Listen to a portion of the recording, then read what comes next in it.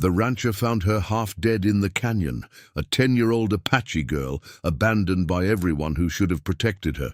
He risked everything to save her life, then watched her disappear into the wilderness, never expecting to see her again. But 15 years later, when a corrupt land baron arrived with forged papers to steal his ranch, she returned, not as the helpless child he remembered, but as a Harvard-educated lawyer leading a coalition of warriors from 5 different tribes. And what she had planned for his enemies would change the frontier forever. Before we jump back in, tell us where you're tuning in from, and if this story touches you, make sure you're subscribed, because tomorrow I've saved something extra special for you. Jackson Ward's hand trembled slightly as he gripped the porch railing, staring at the woman who stood just beyond his fence line. The war party behind her remained motionless, a silent wall of painted warriors stretching across the northern ridge of his property. But it was her eyes that held him captive, eyes that carried a mixture of determination and something else he couldn't quite name. Recognition flickered in the back of his mind like a candle struggling against the wind. "You don't remember me yet," the woman said, her voice carrying easily across the distance between them. It wasn't a question. "But you will."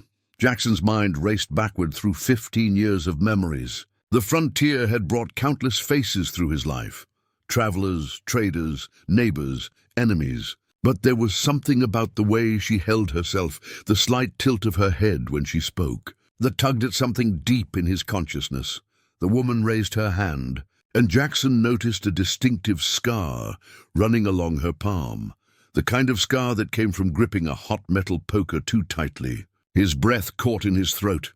He had seen that exact injury before, had wrapped it himself in clean bandages while a fevered child thrashed in delirium. "Nadi," he whispered, using the name she had given him all those years ago. The Spanish word for nobody, what she had called herself when he'd asked her name, believing she was truly forgotten by the world. A ghost of a smile crossed her face. "You gave me a different name later. Do you remember? When the fever broke, and I could finally speak clearly." Jackson's mind flooded with the memory. A rainy morning in late autumn, 15 years past. He had been checking his southern fence line when he heard the sound, a weak, desperate crying coming from the direction of Devil's Canyon.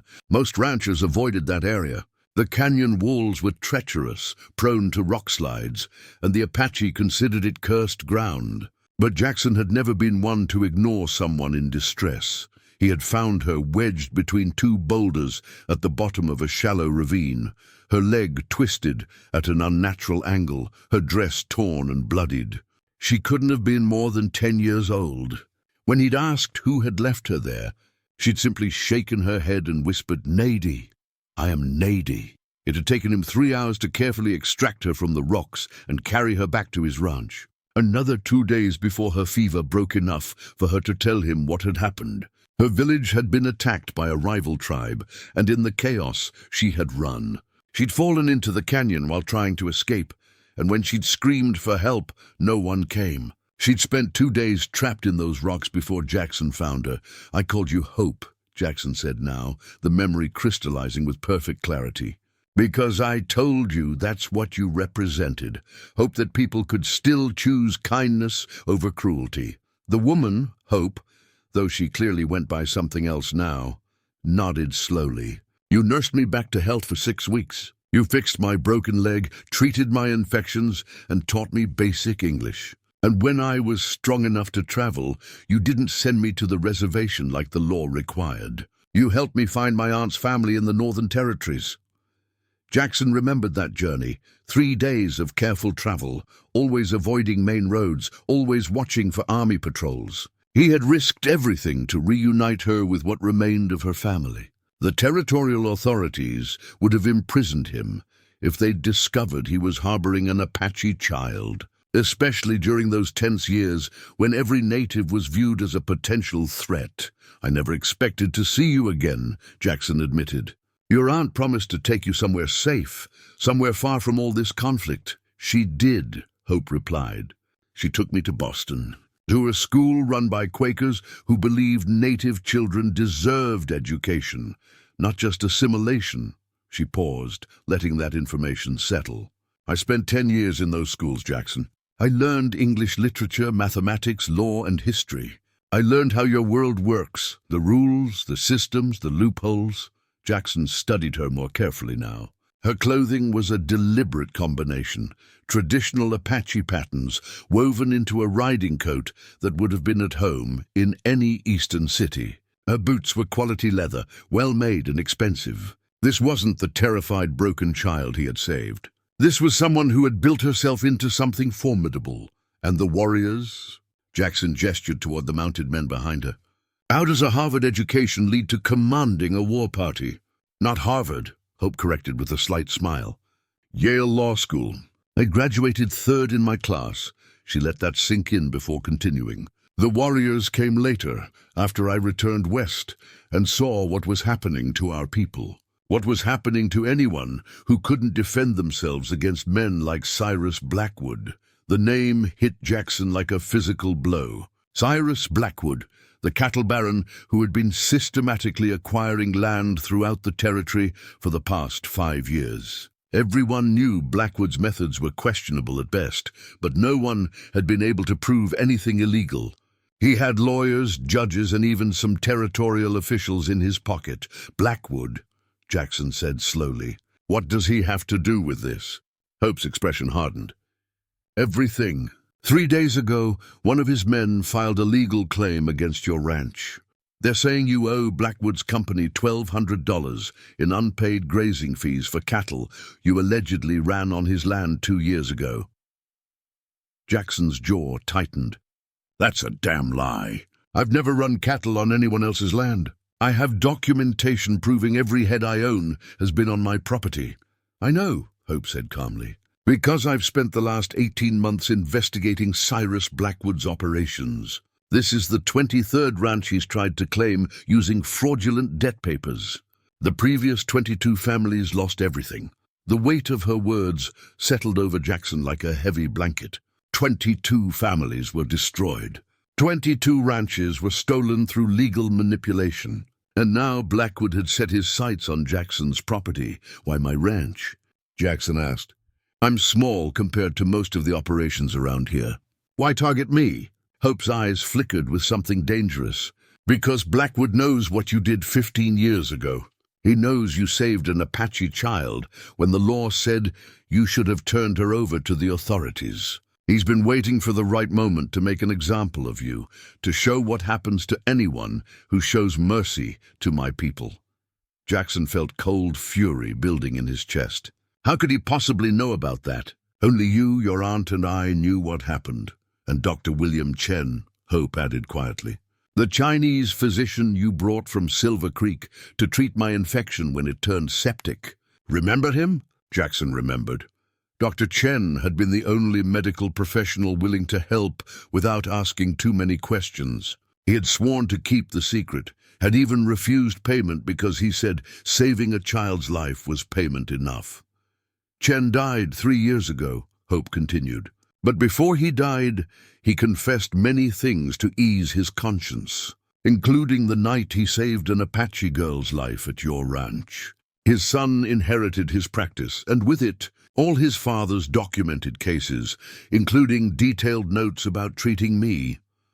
And the son told Blackwood, Jackson finished, understanding dawning worse. The son, Marcus Chen, became Blackwood's personal physician and strategic advisor. He provided Blackwood with everything, medical records, property assessments, details about your daily routines. Everything Blackwood needed to plan this perfectly. Jackson's mind reeled. The betrayal cut deep, not just for himself, but for the memory of Dr. Chen, a good man whose final confession had been weaponized by his own son. Preparing and narrating this story took us a lot of time, so if you are enjoying it, subscribe to our channel. It means a lot to us. Now back to the story. Hope stepped closer to the fence, her voice dropping to a tone that carried both compassion and steel. Tomorrow morning, Blackwood is coming here with Sheriff Coleman and a court order to seize your property. They expect you to be alone, unprepared, with no way to prove the debt papers are forged. The plan is to complete the seizure before you can mount any legal defense. But I won't be alone, Jackson said, looking at the warriors on the ridge. You brought an army. I brought something better than an army, Hope corrected. I brought evidence, witnesses, and a legal strategy that will destroy Blackwood's entire operation. But Jackson, you need to understand, what happens tomorrow won't just be about saving your ranch. It's about stopping a man who has been stealing from everyone who can't fight back. It's about justice for 22 families who lost everything. Jackson met her eyes, seeing not just the determined woman before him, but the echo of the frightened child he had pulled from those rocks 15 years ago. He had saved her life once with compassion. Now she had returned to save him with justice. What do you need me to do? He asked. Hope's smile was sharp as a blade. I need you to trust me one more time, the way you trusted that broken child in the canyon. And I need you to be ready for Blackwood to reveal exactly who he is when his carefully constructed lies begin to crumble. She pulled a leather portfolio from her saddlebag and handed it across the fence. Inside you'll find depositions from all 22 families, documented evidence of Blackwood's forgery methods, financial records showing his bribes to officials, and medical records from Dr. Chen, proving that I was a dying child you saved, not a fugitive you harbored. Jackson opened the portfolio, his eyes widening at the meticulous documentation inside. This wasn't just evidence, it was a complete legal case, built with precision and care over months or even years. You've been planning this for a long time, he observed. 15 years, Hope admitted. From the moment your aunt told me that the greatest gift you gave me wasn't just saving my life, it was showing me that justice and compassion could exist in the same action. I've spent every day since then learning how to bring both to people who need them. The sun was beginning to set, painting the sky in shades of orange and purple. The warriors on the ridge remained motionless. Professional soldiers waiting for orders that might never come if Hope's legal strategy worked as planned. There's something else you should know, Hope said, her voice softening slightly. Blackwood isn't just planning to take your ranch. According to evidence we've gathered, he intends to make a public spectacle of your arrest for harboring fugitives. He wants to use you as an example to terrify anyone else who might show mercy to native people. Jackson's hands clenched into fists. Let him try. He'll do more than try if we're not careful, Hope warned. Blackwood has the territorial governor's ear. He has judges who rule in his favor without evidence. He has a private militia disguised as ranch hands. Tomorrow won't just be a legal battle. It could become something much more dangerous if things go wrong. And if they do go wrong, Jackson asked, if the evidence isn't enough? If the sheriff sides with Blackwood, despite everything you've gathered? Hope's expression grew cold and final. Then we move to a different kind of justice. The kind that doesn't require courts or judges. The kind my warriors are prepared to deliver if necessary. The implication hung heavy in the air. This wasn't just about legal maneuvering. Hope had come prepared for every possibility, including the one where words and evidence failed and only action remained. I don't want bloodshed, Jackson said firmly. Neither do I, Hope assured him. That's why we've spent months building an airtight legal case. But Jackson, you need to understand, Blackwood has destroyed too many lives. If the law won't stop him, something else must. Jackson looked again at the warriors on the ridge, understanding now that they weren't just there for show. They were Hope's final option, the last resort if justice failed through proper channels. How many people has Blackwood hurt? Jackson asked quietly. 22 families lost their ranches. That's roughly 90 people displaced, ruined, some driven to desperate poverty. But it's more than that. Hope's voice carried deep anger now. 3 men took their own lives after losing everything. One woman died from illness because she couldn't afford medicine after Blackwood seized her property. Children scattered to orphanages because their parents couldn't feed them. The scope of Blackwood's cruelty was staggering. This wasn't just theft, it was systematic destruction of lives and families. Tomorrow, Hope continued, we end it, either through law or through action. Either way, Cyrus Blackwood's reign of terror ends at your ranch.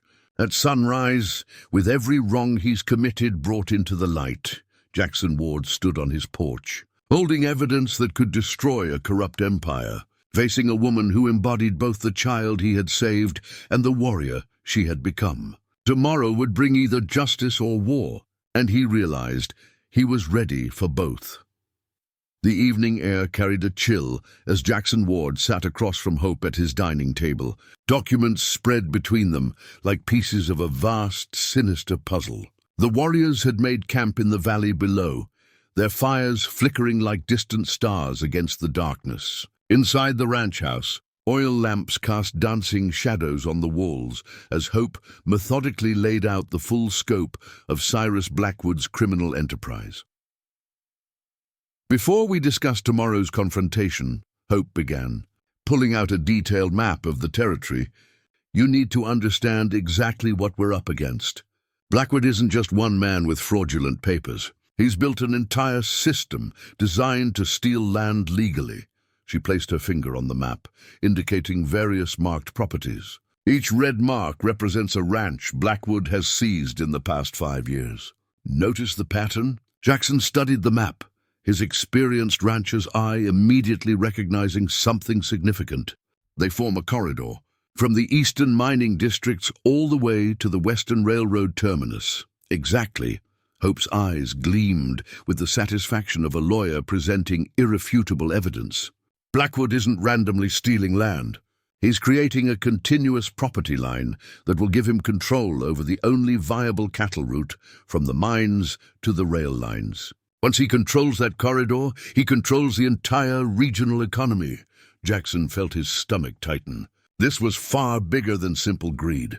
This was a calculated plan to create a monopoly that would affect every rancher, miner and merchant in 3 counties. Your ranch, Hope continued, tapping Jackson's property on the map, is one of the last pieces he needs. There are only 3 properties still blocking his corridor. Yours, the Hensley farm to the north, and the Rodriguez family vineyard to the south. Once he has those, his monopoly is complete, and the other 2 families. Jackson asked, dreading the answer. Hope's expression darkened. Miguel Rodriguez died last month. The official report said it was a riding accident, but witnesses claim his horse was spooked by something deliberate, a trap set on a trail he rode every morning. His widow is negotiating the sale of their vineyard to Blackwood as we speak. She believes she has no choice. Jackson's hands clenched into fists. And the Hensleys. Thomas Hensley is scheduled to appear in court next week on charges of cattle theft.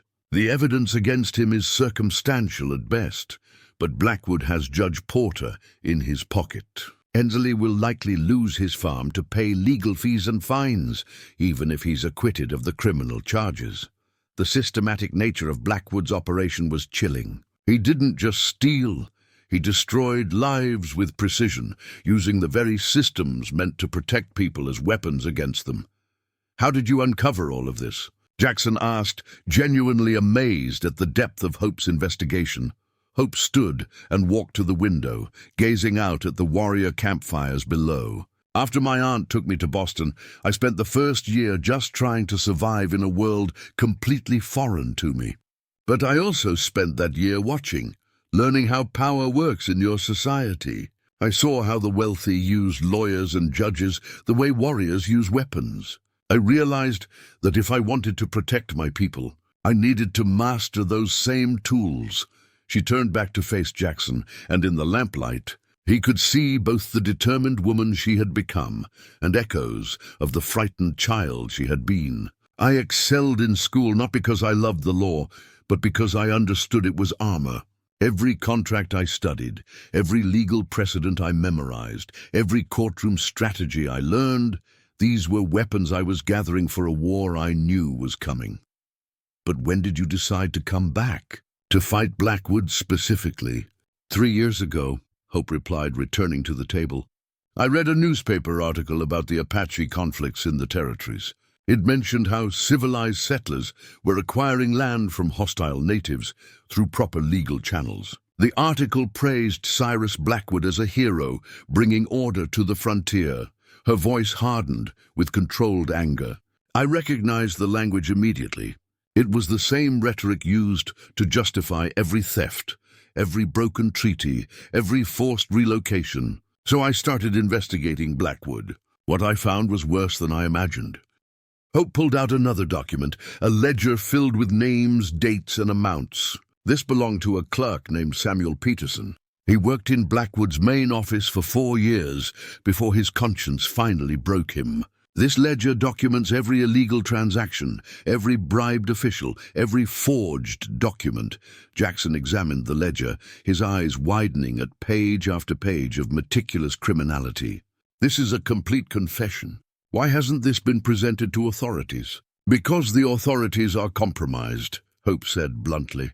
Judge Porter receives a monthly payment of $200. Sheriff Coleman's brother-in-law is Blackwood's head of security. The Territorial Land Office manager has gambling debts that Blackwood conveniently covers. Even the postal inspector, who should be investigating mail fraud, is on Blackwood's payroll.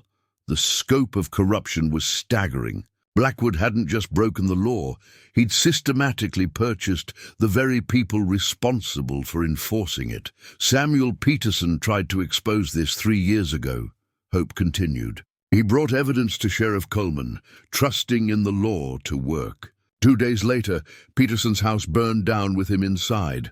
The official report called it an accident, a knocked-over lamp. But witnesses saw 3 of Blackwood's men leaving the property minutes before the fire started. Jackson felt sick. And no one investigated? Sheriff Coleman investigated. He concluded that Peterson was a disgruntled employee spreading lies, and his death was tragic but accidental. Case closed. Hope's voice dripped with bitter irony. That's when I realized the law alone wouldn't be enough. I needed something more. The warriors, Jackson said, understanding Dawn. Not just warriors. A coalition.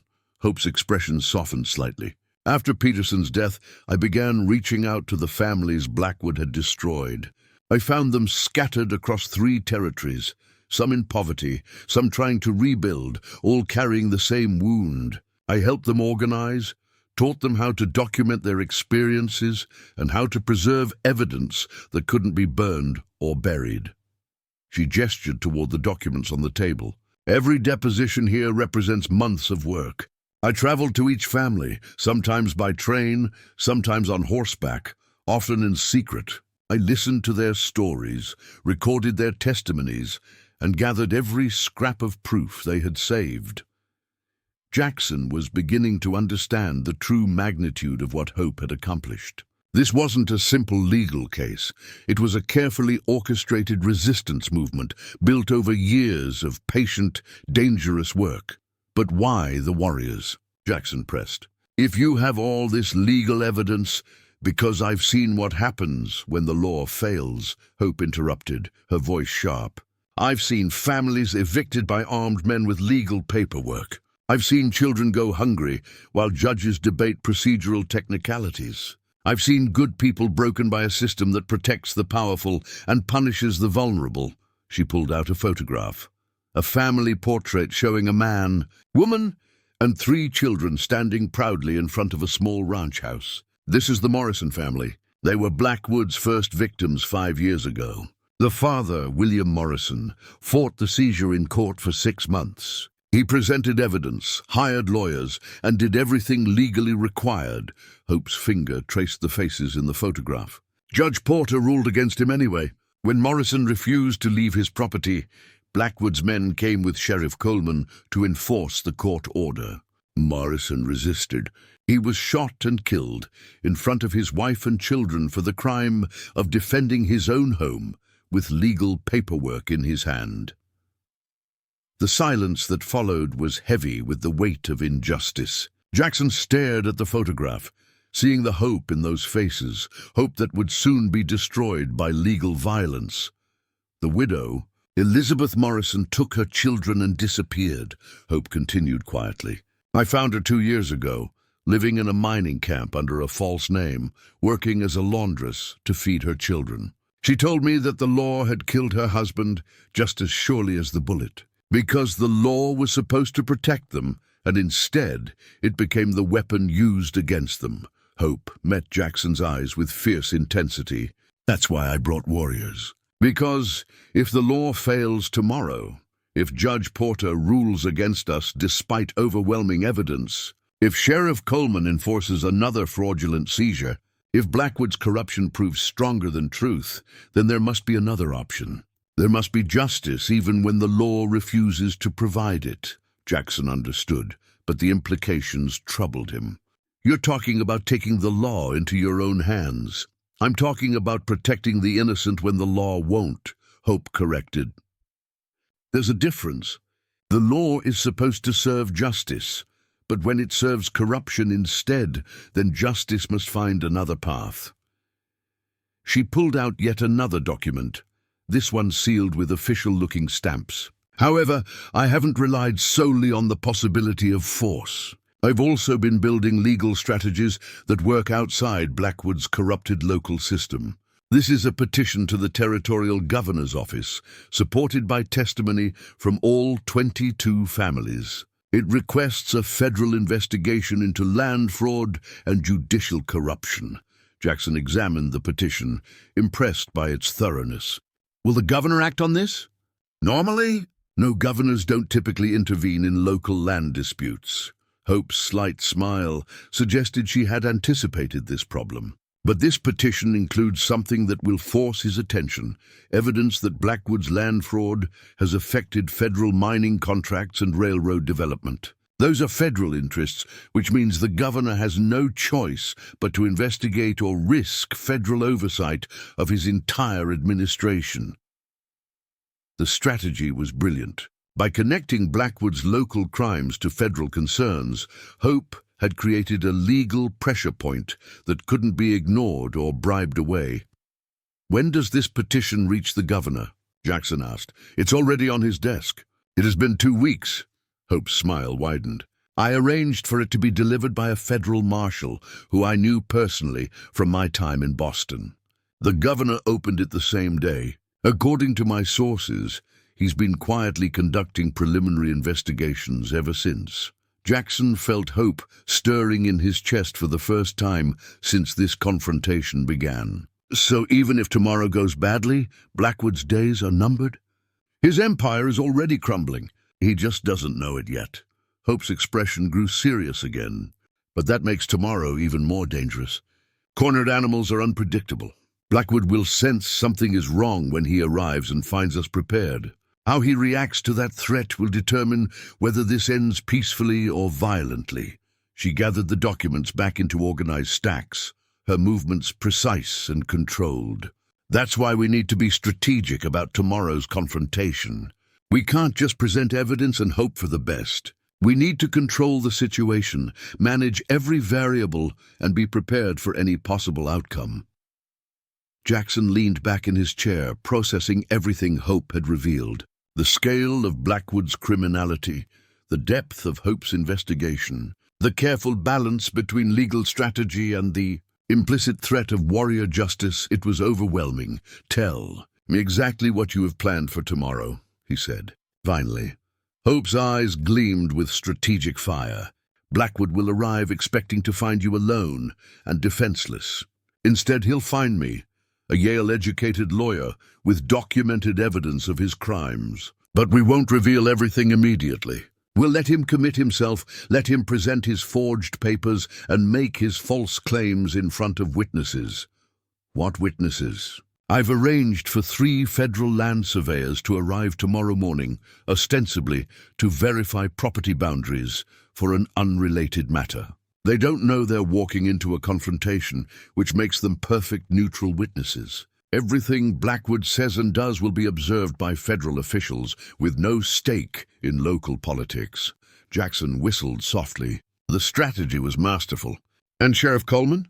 Coleman is the wild card, Hope admitted. He's corrupt, but he's also a coward. If he believes federal attention is focused on this situation, he'll be reluctant to overtly break the law. But if he thinks he can get away with supporting Blackwood's seizure, he will. She pulled out a small leather pouch and extracted several items, pressed plant specimens, dried herbs, small glass vials. That's where these come in. Traditional Apache medicine, carefully prepared to produce specific effects.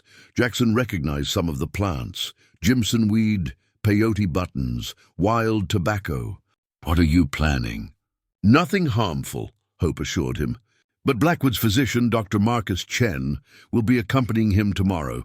I've prepared a mixture that, when consumed, produces symptoms of severe illness. Sweating, nausea, disorientation. Harmless, but extremely convincing. Understanding dawned. You're going to make someone sick to test whether Chen provides proper medical care or stays focused on Blackwood's business. Exactly. If Chen is truly a physician first, he'll treat the patient regardless of the business at hand. If he's Blackwood's tool first, he'll prioritize the land seizure over medical duty. Either way, his response will reveal his true nature to the federal surveyors and Sheriff Coleman. The plan was intricate, multi-layered, designed to expose corruption through action rather than accusation. Jackson was impressed, but also concerned. And if none of this works, if the corruption runs so deep that even federal witnesses and overwhelming evidence aren't enough? Hope's expression grew cold and final.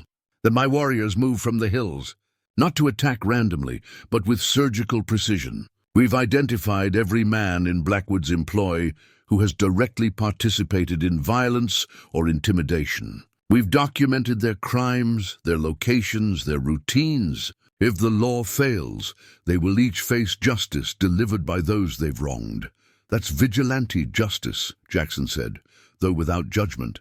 That's survival, Hope corrected. That's what happens when the systems are meant to protect people instead of protecting their oppressors. I didn't want this path, Jackson. I spent 10 years learning to trust your legal system, believing that justice could be achieved through proper channels. But I've also spent 3 years watching that system fail every single time corruption had deeper pockets than truth. She stood and walked to the window again, her silhouette framed against the darkness. My people have lived with broken promises and failed justice for generations. Treaties signed and broken. Laws applied selectively. Rights acknowledged and then ignored. I refuse to let that pattern continue, not when I have the power to stop it.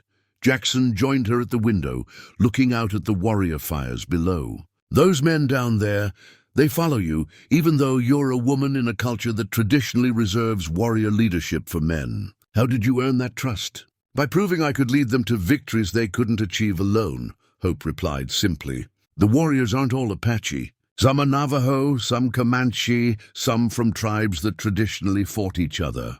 They follow me because I showed them that a united purpose is stronger than old divisions. Because I've led them in fights against injustice that they won, ranches defended, families protected, corrupt officials exposed. She turned to face Jackson directly. They also follow me because they know I understand both worlds. I can fight in courtrooms with legal briefs and in canyons with strategic planning.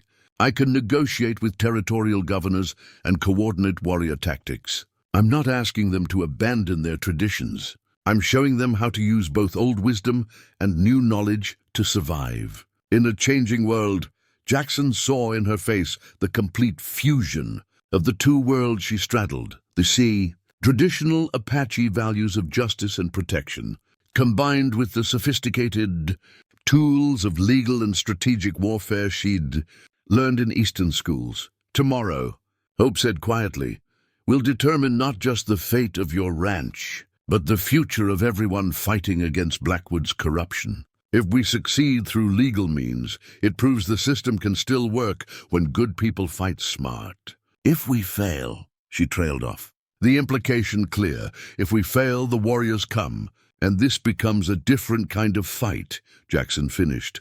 A fight that will be justified by every legal avenue we've exhausted, Hope added firmly. But also a fight that could spark wider conflict. Territorial authorities might respond to warrior action with military force. Other corrupt landowners might see it as an excuse to crack down on native resistance.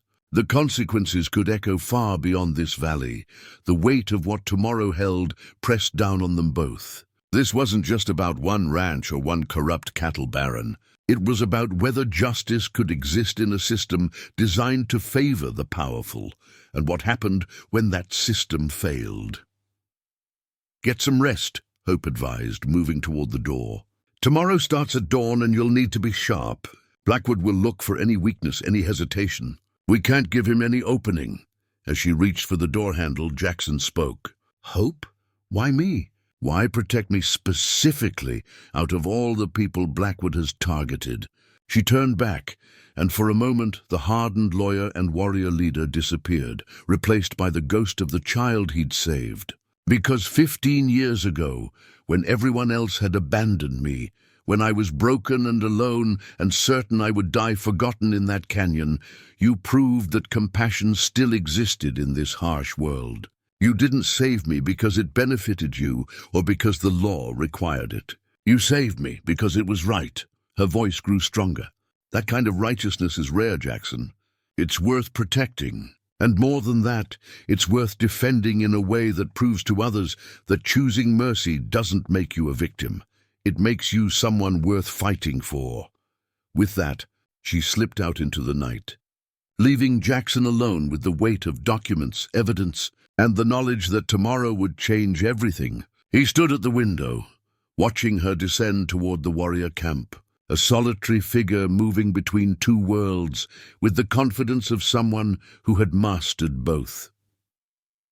In the distance, a coyote howled, and the warrior's fires burned steady against the darkness. Tomorrow, those fires might become beacons of justice or signals of war. The choice, Jackson realized, wouldn't be his or Hope's alone. It would be determined by whether Cyrus Blackwood and his corrupt system could finally be held accountable, or whether they had become so powerful that only force could bring them down.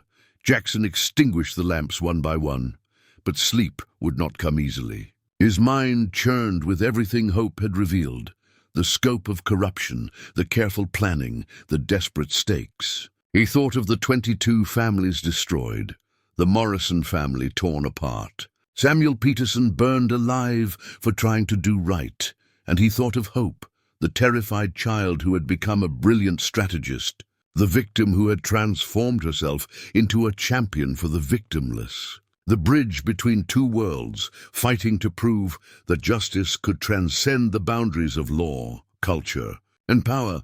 Tomorrow would tell if she was right. Dawn broke across Jackson Ward's ranch with deceptive tranquility. The sky blazed with streaks of orange and pink, painting the valley in colors that seemed too beautiful for what was about to unfold. Jackson stood on his porch, coffee in hand, watching the morning mist rise from the grasslands, like spirits departing before a coming storm. The warriors had repositioned during the night. They were no longer visible from the ranch house, but Jackson knew they were there, hidden among the rock formations to the north, concealed in the tree line to the east, positioned with tactical precision across every approach to his property. Hope had transformed his ranch into a carefully prepared battlefield where every angle had been considered, every contingency planned.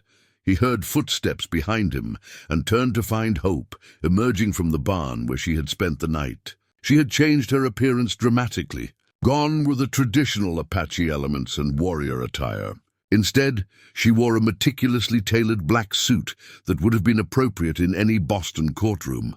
Her hair pulled back in a severe bun, wire-rimmed spectacles perched on her nose. She carried a leather briefcase that Jackson knew contained the carefully organized evidence that could destroy Blackwood's empire. "You look like an Eastern lawyer," Jackson observed. "That's precisely the point," Hope replied, adjusting her spectacles. "Blackwood expects to find you alone and vulnerable. When he sees me, his first instinct will be to dismiss me. A woman, possibly your wife or daughter, certainly no threat. By the time he realizes what I actually am, it will be too late for him to adjust his strategy." She set the briefcase on the porch railing and opened it, revealing not just legal documents, but also a small leather case containing the medicinal preparations she had shown Jackson the night before. "The federal surveyors should arrive within the hour. They believe they're here to verify boundary markers for a disputed mining claim 3 properties over. They have no idea they're about to witness the unraveling of a criminal conspiracy. Jackson studied her face, seeing the absolute focus of someone who had planned this moment for years. And if Blackwood doesn't take the bait? If he senses something wrong and retreats before committing himself? Then we pursue him through legal channels, Hope said calmly. The petition to the territorial governor is already in motion. The federal investigation is beginning regardless of what happens today. But if Blackwood retreats now, he might have time to cover his tracks, destroy evidence, intimidate witnesses. Today gives us the chance to catch him in the act. With federal witnesses present and no room for deniable excuses, she pulled out a pocket watch, an expensive piece that seemed incongruous with her Apache heritage until Jackson noticed the tribal symbols, carefully engraved on its back. Blackwood is pathologically punctual. He'll arrive at exactly 8 o'clock, the time specified in his fraudulent seizure notice. It's part of his pattern. He uses the appearance of legal propriety to mask illegal actions. As if on cue, the distant sound of hoofbeats echoed across the valley, not from the direction of town, but from the surveyor's approach road to the west. The federal officials were arriving right on schedule.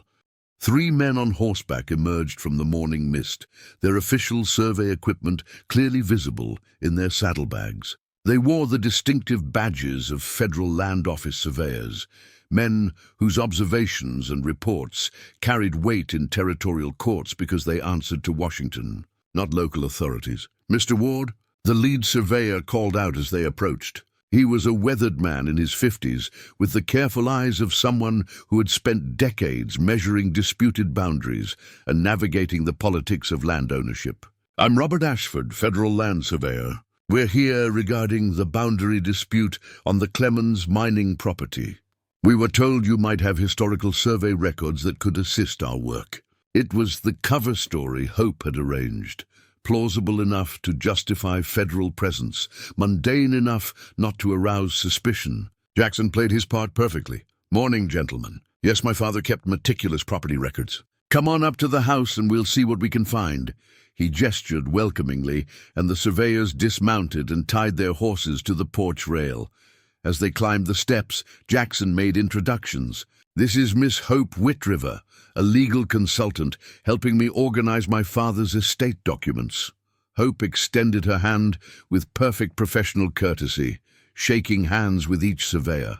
Jackson noticed how their initial surprise at encountering a female lawyer, and a native one at that, was quickly replaced by respect as she spoke. Her diction was flawless, her bearing confident without being aggressive, her knowledge of property law evident in even casual conversation. "Gentlemen," Hope said, "while we search for those survey records, may I offer you coffee? It's freshly brewed, and I suspect you've had a long ride this morning." The surveyors accepted gratefully, and Hope disappeared inside to prepare the refreshments. Jackson knew this was part of the plan. The coffee would be ordinary, safe to drink. The medicinal preparation was reserved for specific targets who would arrive shortly.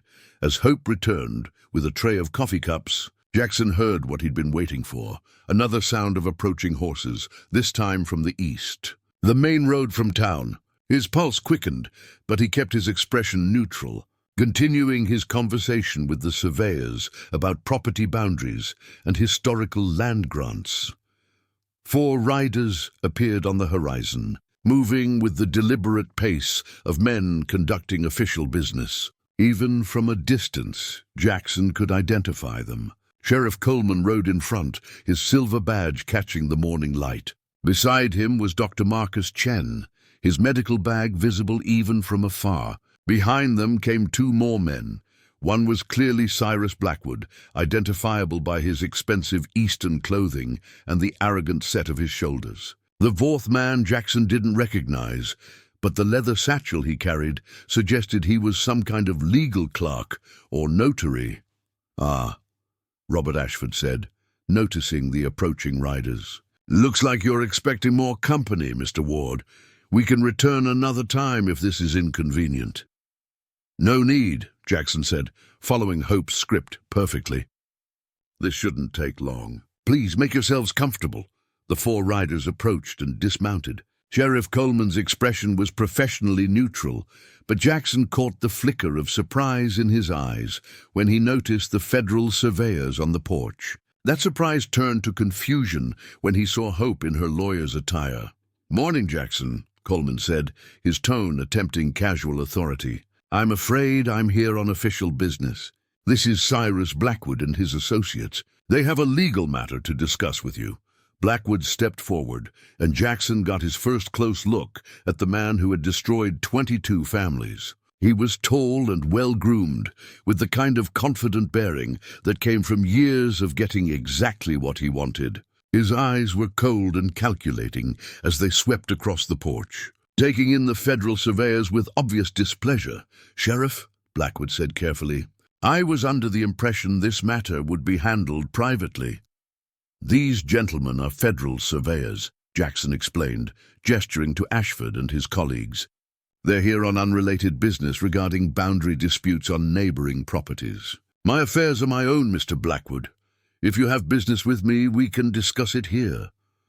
Blackwood's jaw tightened slightly, the first crack in his composed facade. He hadn't expected witnesses, especially not federal officials whose presence couldn't be easily dismissed or intimidated. Dr. Marcus Chen shifted uncomfortably, his eyes darting between the surveyors and Hope. Jackson could see the physician recognizing that the situation wasn't unfolding according to plan. "Very well," Blackwood said, recovering his composure. "Mr. Ward, my company has brought to my attention that you have outstanding debts related to grazing rights on property owned by Blackwood Cattle Corporation. The amount owed is $1,200, plus accumulated interest over 2 years. He gestured to the clerk, who produced an official-looking document with impressive seals and signatures. "This is the promissory note you signed, agreeing to pay for grazing access during the drought of 2 years past." Jackson accepted the document and examined it carefully. The forgery was excellent. His signature looked convincing, the dates seemed plausible, the legal language was appropriately complex. Someone had put significant effort into making this fraud appear legitimate. "I never signed this document," Jackson said firmly. "I've never run cattle on anyone else's land, and I certainly never borrowed money from your corporation." "Your memory may be faulty," Dr. Chen interjected smoothly.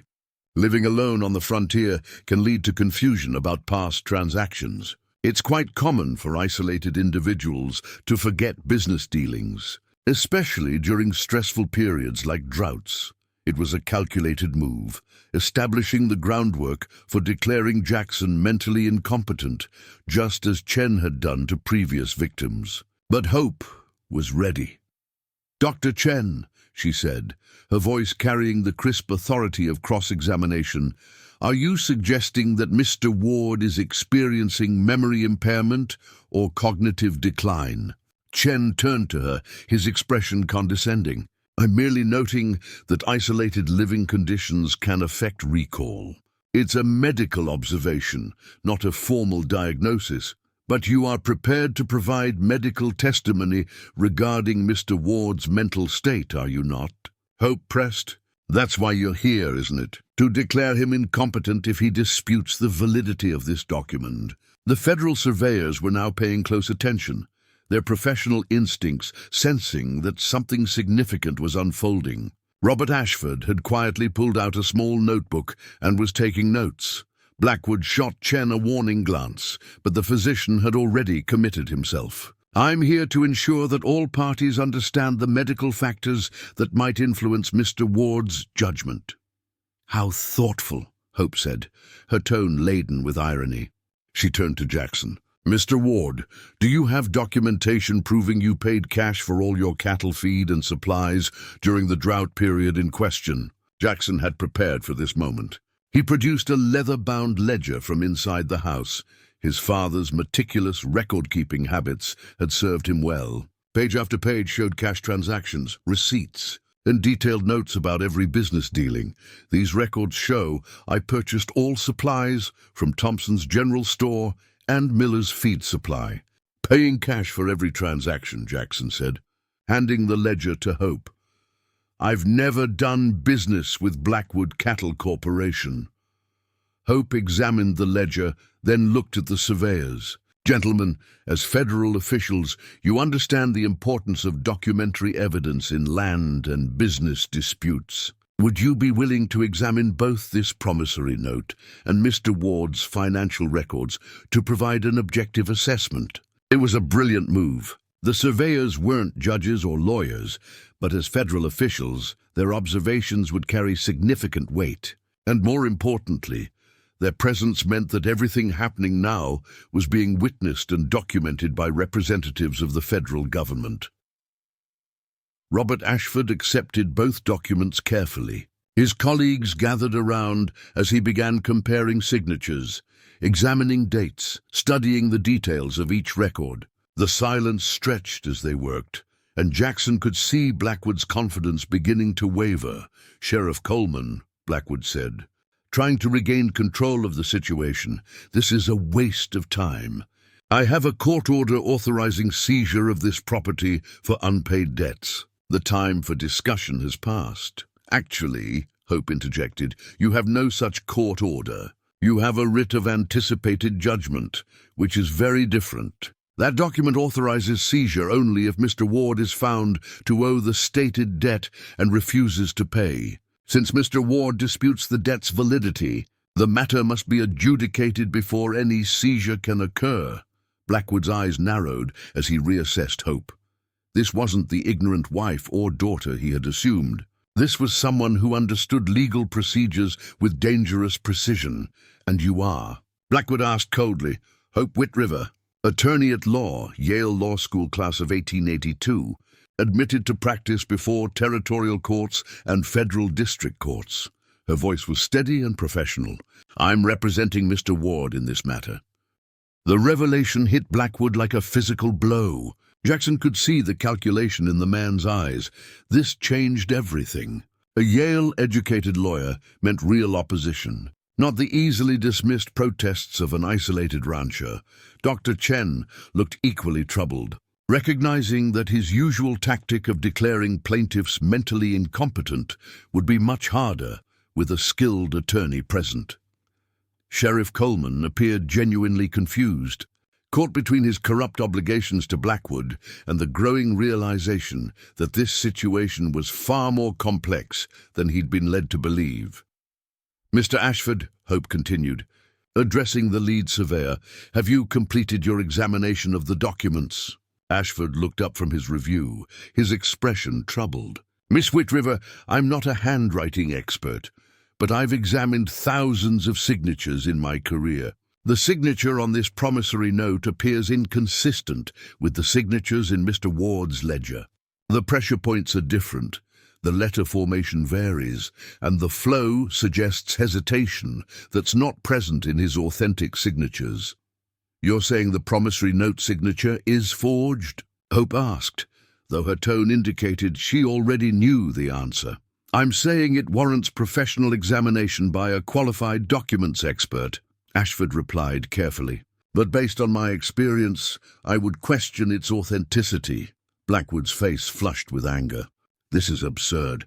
Sheriff, I demand you execute the court order immediately. But Coleman was hesitating, his eyes on the federal surveyors and their careful documentation of everything occurring. His corruption was predicated on situations he could control, witnesses he could intimidate or pay off. Federal officials were neither. Mr. Blackwood, Coleman said slowly, maybe we should take this back to Judge Porter. Get a proper ruling before proceeding. We have a proper ruling, Blackwood snapped. The writ is signed by Judge Porter himself. A writ of anticipated judgment, Hope corrected again, which Judge Porter issued based on information you provided. If that information was false, if this promissory note is indeed forged, then the writ itself is invalid, and any seizure conducted under its authority would constitute theft under color of law. The legal trap was closing around Blackwood. Every word Hope spoke was being documented by federal witnesses. Every claim Blackwood made was being scrutinized by officials beyond his control. The perfect theft he had orchestrated was unraveling in real time. "I think," Hope said, reaching for her briefcase, "that we should discuss the larger pattern of fraudulent land seizures your corporation has conducted over the past 5 years. I have documentation regarding 22 similar cases, all following the same pattern: forged promissory notes, complicit medical testimony declaring plaintiffs incompetent, and court orders issued without proper verification." She began laying out documents on the porch railing: depositions, financial records, copies of forged documents with the real signatures for comparison. The federal surveyors leaned in, their professional curiosity now fully engaged. Blackwood's composure finally cracked. "This is a conspiracy. Sheriff, arrest this woman for interference with legal proceedings." But Coleman was staring at the documents Hope had produced, and Jackson could see the sheriff's corrupt confidence evaporating. Whatever Blackwood had paid him, it wasn't enough to risk federal charges of conspiracy to commit fraud. "Mr. Blackwood," Ashford said quietly, "I think you should know that everything occurring here is being documented in my official capacity as a federal surveyor. I'm obligated to report any evidence of fraud or corruption that comes to my attention during my duties."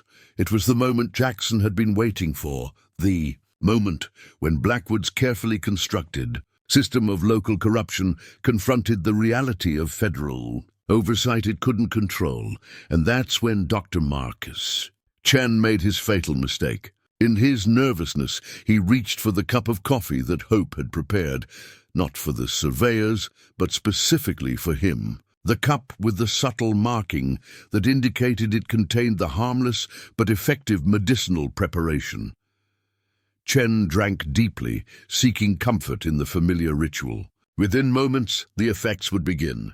And when they did, Hope's carefully laid trap would spring completely closed, revealing not just Blackwood's legal crimes, but the corrupt physician who enabled them. Jackson watched it all unfold with a mixture of satisfaction and tension. The plan was working perfectly, but he also knew that cornered, desperate men were the most dangerous. Blackwood had built an empire on ruthlessness and corruption. Watching it crumble before his eyes, he might resort to violence rather than accept defeat. The morning sun climbed higher, burning away the mist and revealing the valley in sharp, unforgiving clarity. On the porch of Jackson Ward's ranch, the future of justice in the territory was being decided, one document, one revelation, one federal witness at a time, and hidden in the hills around them, Hope's warriors waited in absolute silence, ready to intervene if words and evidence proved insufficient against the desperate violence of cornered corruption. Dr. Marcus Chen set down his coffee cup with a trembling hand, his face already beginning to pale. The effects of Hope's carefully prepared medicinal extract were taking hold faster than Jackson had anticipated. Beads of sweat formed on the physician's forehead, and his breathing became noticeably labored. "Marcus?" Blackwood said, turning to his associate with irritation rather than concern. "What's wrong with you?" Chen pressed a hand to his stomach, his professional composure crumbling. Something's not right. Severe cramping, nausea." His words came out strained, and he reached instinctively for his medical bag. Hope watched with clinical detachment, though Jackson noticed the slight tension in her shoulders. This was the critical moment. How Chen responded to his own illness would reveal his true priorities and expose the corrupt relationship between physician and land thief.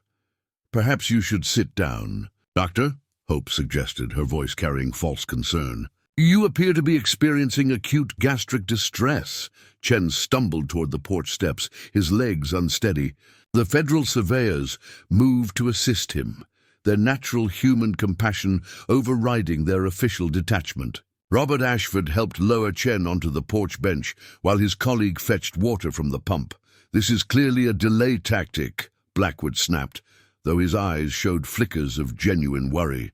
"Sheriff, we need to complete this business immediately." Sheriff Coleman was watching the scene with growing unease. "Mr. Blackwood, your physician appears seriously ill. Maybe we should—" "My physician's condition is irrelevant to the legal matter at hand," Blackwood interrupted coldly. The words hung in the air, revealing more than he intended. A man genuinely concerned about his associate's welfare wouldn't dismiss sudden severe illness as irrelevant. Hope seized the moment. Sheriff Coleman, as a medical professional, shouldn't Dr. Chen be treating himself? Or at minimum, requesting another physician be summoned? Instead, he seems more focused on, she gestured toward Chen, who, despite his obvious distress, was fumbling with the legal documents rather than his medical supplies. Chen's hands shook as he tried to organize papers, sweat now streaming down his face. The seizure must be completed. Today, he gasped between waves of nausea. Judge Porter's order expires at noon. The federal surveyors exchanged significant glances. They were witnessing a physician who, even while suffering acute illness, prioritized business transactions over his own medical care. It was profoundly abnormal behavior that spoke to deeply corrupted priorities. Dr. Chen, Hope said, her voice sharp with professional challenge. You're clearly experiencing symptoms that require medical attention. Increased perspiration, visible tremors, gastric distress, possible cardiovascular stress. As a licensed physician, what is your diagnosis of your own condition? Chen looked up at her, his eyes showing both physical pain and the dawning realization that he had walked into a trap. It's probably something I ate. It will pass. Something you ate? Hope repeated. You mean the coffee you just consumed? Interesting that you would immediately attribute your symptoms to recent consumption rather than other causes. Almost as if you have specific knowledge of what might cause such a reaction. Blackwood's face darkened with understanding. You poisoned him. I administered a harmless traditional remedy that produces temporary but convincing symptoms, Hope corrected calmly. No lasting harm, no permanent effects. Simply a test of Dr. Chen's medical integrity. She turned to the surveyors. Gentlemen, you're witnessing something remarkable. A physician who, when faced with his own medical emergency, chooses to pursue fraudulent business dealings rather than seek proper treatment. Robert Ashford was writing rapidly in his notebook. Miss Whitriver, are you saying Dr. Chen knowingly consumed something that would make him ill? I'm saying Dr. Chen is so committed to helping Mr. Blackwood steal this ranch that he's willing to endure significant discomfort to see it through, just as he's been willing to provide false medical testimony, declaring other landowners mentally incompetent. Hope pulled another document from her briefcase. This is a deposition from Elizabeth Morrison, widow of William Morrison. Dr. Chen declared her husband mentally unstable 3 days before Blackwood's company seized their ranch. Mr. Morrison was shot and killed while resisting that seizure. The words fell like hammer blows. Sheriff Coleman's face went white. The federal surveyors stopped their note-taking, staring at Hope with shocked comprehension. That's a lie, Chen gasped, though his protest lacked conviction. Morrison was genuinely suffering from frontier dementia. My diagnosis was medically sound. Then explain why your diagnosis was made after a 5-minute examination with no neurological testing, no consultation with other physicians, and no follow-up care prescribed. Hope's voice cut like a legal scalpel. Explain why you declared him incompetent on the same day Blackwood presented forged debt papers.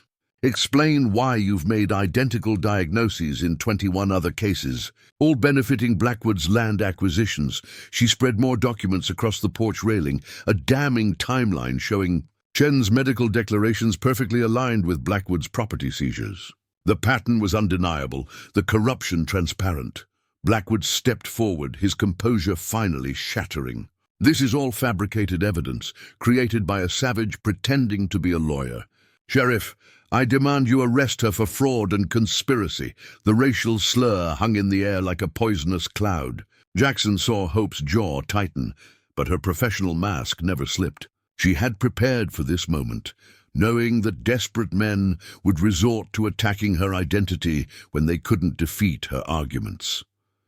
Mr. Blackwood, Robert Ashford said quietly, his voice carrying unmistakable authority.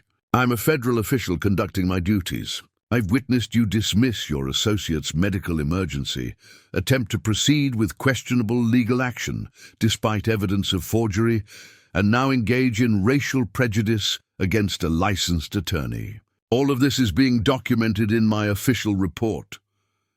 The surveyor's words carried the weight of federal power, power that Blackwood's local corruption couldn't touch. Jackson saw the cattle baron's face cycle through rage, fear, and desperate calculation. "Furthermore," Ashford continued, "the documents Miss Whitriver has presented appear to establish a pattern of coordinated fraud involving forged financial instruments and corrupt medical testimony. This falls under federal jurisdiction as it affects interstate commerce and territorial land grants." Sheriff Coleman found his voice, though it trembled slightly. "Mr. Blackwood, I think we need to postpone this seizure until a proper investigation can be conducted." "You spineless fool," Blackwood snarled, rounding on the sheriff. "I own you." "I own Porter. I own half the territorial government. Do your job, or I'll find someone who will." The open admission of corruption shocked even Coleman. The sheriff's hand moved instinctively toward his weapon, though whether to use it or simply find comfort in its presence, Jackson couldn't tell. Dr. Chen had slumped against the porch post, his illness making him incapable of contributing further to Blackwood's defense. The medicinal preparation was doing its work perfectly, creating undeniable symptoms without causing real harm, forcing the corrupt physician to reveal his true priorities through his actions. Hope pressed her advantage. "Sheriff Coleman, you should know that a petition detailing this entire conspiracy has been delivered to the territorial governor's office. Federal marshals are likely already en route to investigate. Your cooperation now might be the only thing that saves you from sharing Blackwood's fate." Coleman's face showed the internal war between his corrupt obligations and his survival instinct. Jackson knew Hope was bluffing about marshals being en route. The investigation was real, but federal response would take days or weeks, not hours. But Coleman didn't know that, and the bluff was working. "I never killed anyone," Coleman said suddenly, his voice desperate. "The Morrison shooting, that was Blackwood's men. I was just there to serve papers. I didn't know they planned to—" "Shut up, you idiot!" Blackwood roared, but it was too late. The sheriff's confession was spilling out, witnessed and documented by federal officials. "I can provide names," Coleman continued, speaking faster now, as if the words had been dammed up for years. "Blackwood's enforcers, the ones who actually committed violence, the judge who signed false orders, the land office clerk who backdated documents. I kept records, insurance in case Blackwood ever turned on me." Jackson watched Blackwood's empire collapse in real time. The cattle baron stood isolated on the porch, his physician incapacitated, his sheriff confessing, his crimes exposed before witnesses he couldn't intimidate or buy. "You're all fools," Blackwood said, his voice low and dangerous. "This territory runs on power, and I have more power than all of you combined. Federal officials?" He laughed bitterly. "They'll be bought or buried before they can act. Evidence? It will disappear. Witnesses? They'll recant or vanish." His hand moved toward his coat, and Jackson's instinct screamed warning. He had seen that movement before, the telltale reach for a concealed weapon. But before Jackson could react, Hope moved with startling speed. A sharp whistle pierced the air, a specific pattern that Jackson recognized from the night before. Within seconds, the landscape transformed. Warriors appeared from concealment, rising from behind rocks, emerging from tree lines, materializing from positions that had seemed empty moments before. They didn't charge or threaten, simply revealed themselves in a precise demonstration of tactical superiority. Blackwood's hand froze. He was surrounded by dozens of armed warriors, all positioned with clear fields of fire, all waiting for Hope's command. The message was unmistakable.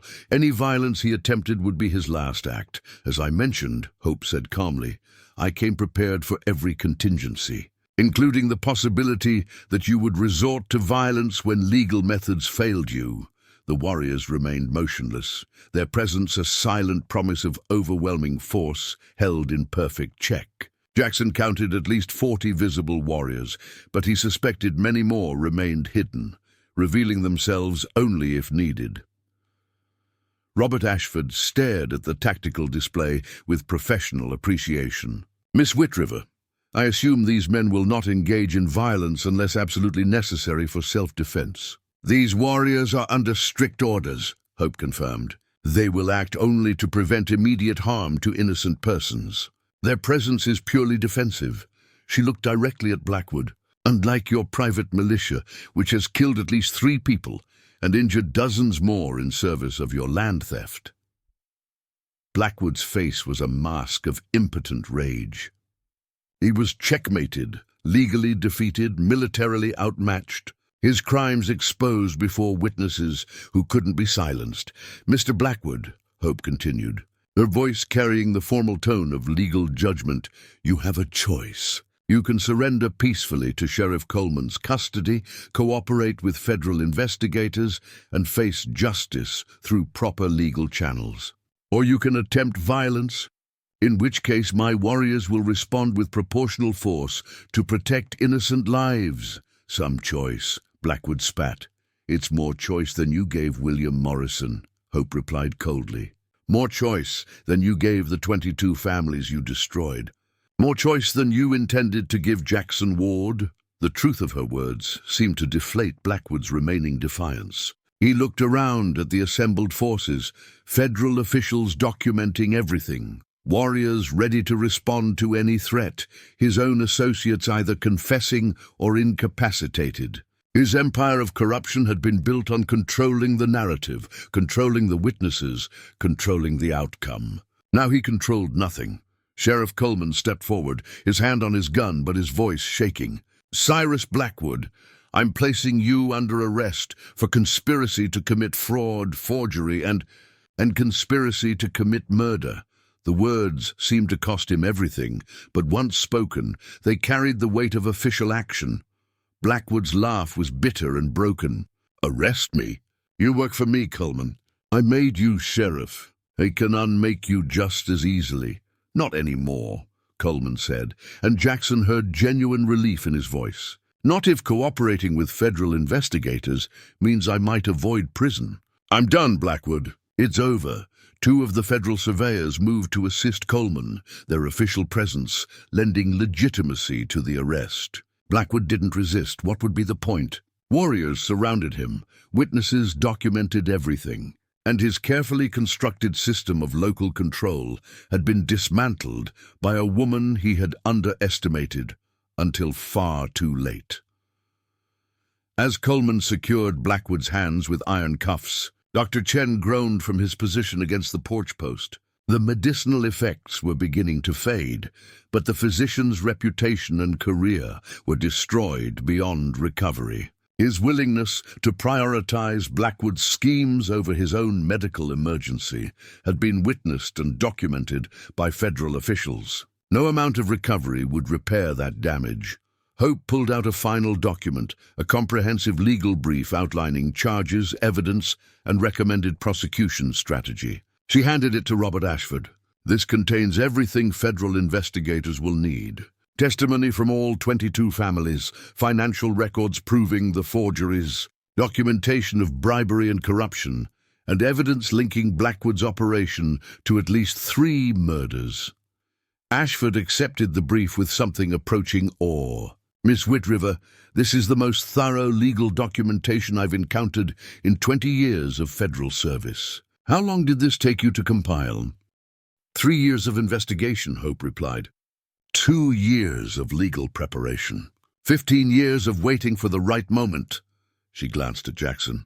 "And one man's act of compassion that made all of it possible." Jackson felt the weight of those words. His decision to save a dying Apache child 15 years ago had set in motion a chain of events that culminated in this moment. Justice delivered not through random chance, but through careful planning, strategic brilliance, and unwavering determination. The sun had climbed high overhead, burning away the last vestiges of morning mist. The valley that had witnessed so much corruption and suffering was now seeing the beginning of accountability. Blackwood stood in cuffs, his empire shattered. Dr. Chen sat broken and disgraced. Sheriff Coleman had turned state's evidence to save himself. And Hope Whitriver stood vindicated, her years of preparation bearing fruit in spectacular fashion. "Sheriff," Hope said, "you'll want to send for additional deputies to secure Dr. Chen and transport both prisoners to territorial lockup. I assume you'll also need to inform Judge Porter that his role in this conspiracy is being investigated." Coleman nodded miserably. "Porter will probably flee when he hears about this." "He won't get far," Hope assured him. "I've already provided information about his involvement to federal authorities. There are marshals waiting at every likely escape route from the territory." It was another bluff. Hope couldn't possibly have arranged that level of federal coordination so quickly. But Coleman believed it, and more importantly, so did Blackwood. The cattle baron's face showed the comprehension that his entire network of corruption was being systematically dismantled. "One more thing," Hope said, addressing the federal surveyors. "The 22 families who lost their properties, they're entitled to restitution. Blackwood's assets should be seized and distributed to his victims as compensation for their losses." Ashford nodded.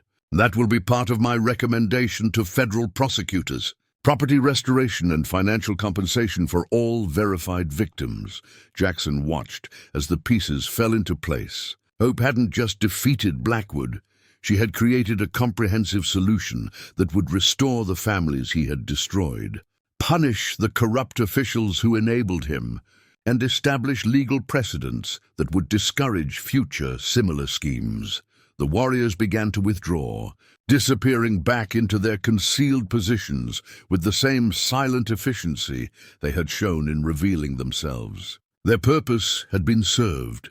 They had provided the credible threat of force that prevented Blackwood from resorting to violence. Now they could return to being guardians rather than participants. As deputies arrived from town to transport the prisoners, Jackson found himself standing beside Hope on his porch, watching justice finally being served. "You did it," he said quietly. "Everything you planned, everything you prepared for, it worked perfectly." Hope's expression was thoughtful. "The legal victory was important, but it's not finished. Blackwood will be tried, convicted, imprisoned. His assets will be seized. The families will receive restitution. But the larger fight, ensuring that justice applies equally to everyone, that native people are protected by the same laws that govern settlers, that corruption can't flourish in the shadows, that fight continues." She looked at Jackson with those same eyes that had haunted his memory for 15 years. Now filled not with pain and fear, but with purpose and determination. "This was one battle, Jackson, an important one, but just one. There are more Blackwoods out there, more corrupt systems that need to be challenged and reformed, and you'll continue fighting them," Jackson said. "It wasn't a question. We'll continue fighting them," Hope corrected. "If you're willing." Jackson thought about his ranch, his simple life, the quiet existence he had built. Then he thought about 22 destroyed families, about the child he had saved, becoming the woman who saved him in return, about the possibility of being part of something larger than himself. "I'm willing," he said. Hope smiled, a genuine expression that transformed her serious features. "Good, because I have a proposal for you, a partnership that could change everything." 3 weeks had passed since Cyrus Blackwood's arrest, and the territory was still reeling from the revelations. The newspapers had seized upon the story with voracious appetite. A Yale-educated Apache lawyer exposing widespread corruption.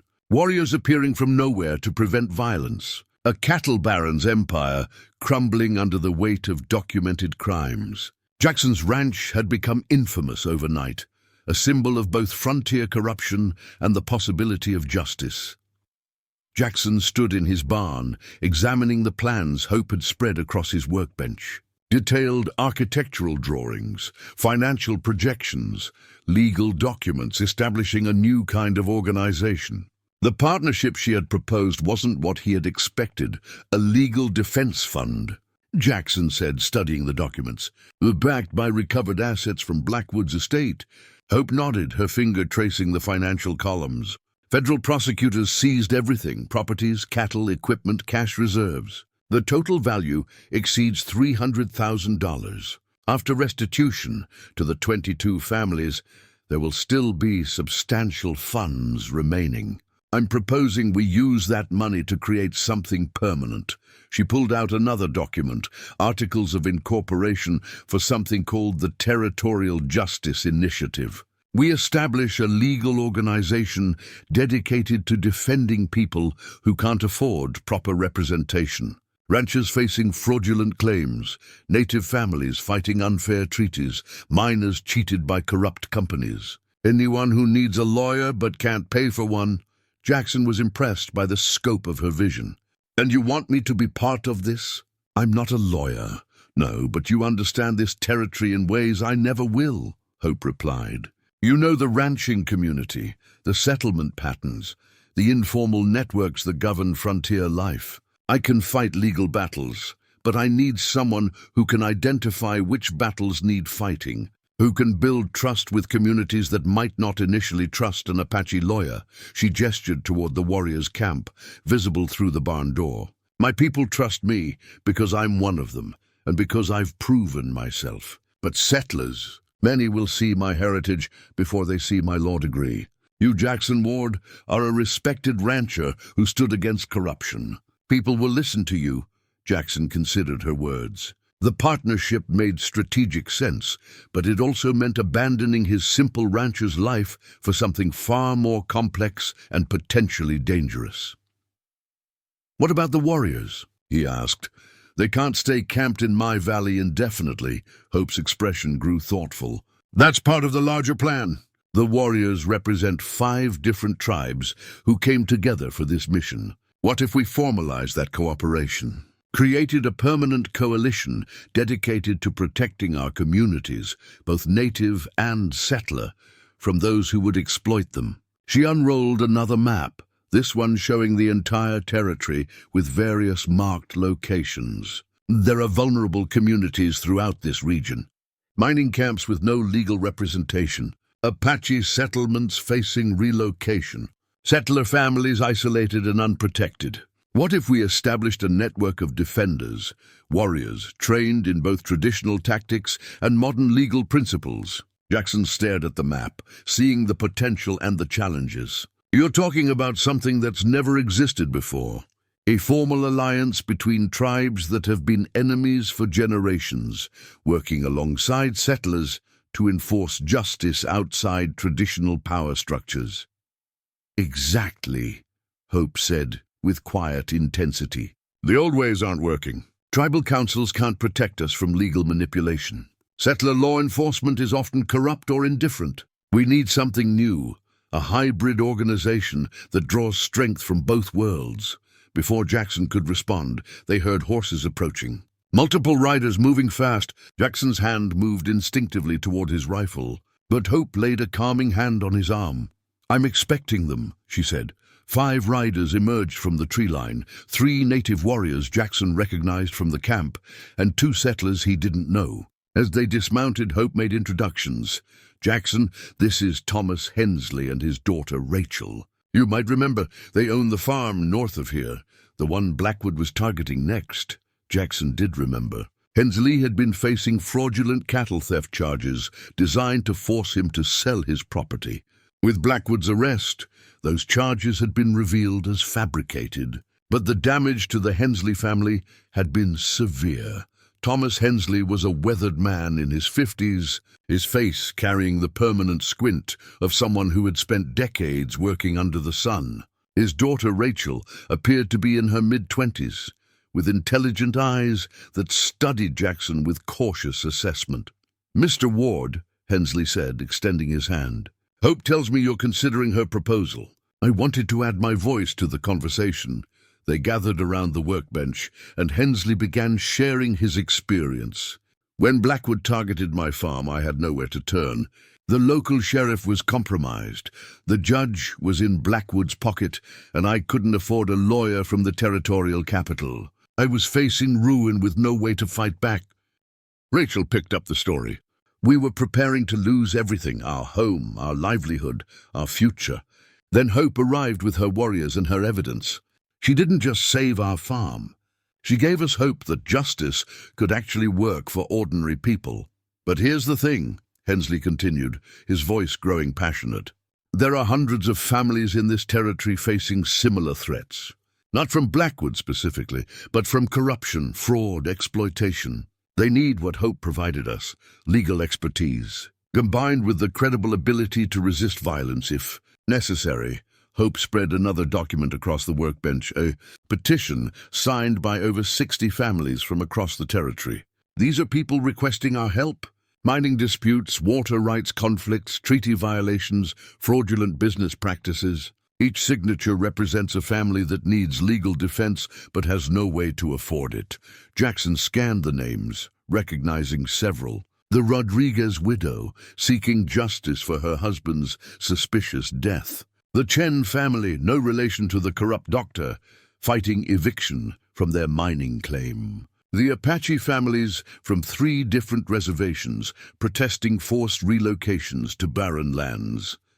The need is overwhelming, Hope said quietly, and growing every day. The territorial government is expanding, bringing more laws and regulations, but also more opportunities for those laws to be manipulated by the powerful against the vulnerable.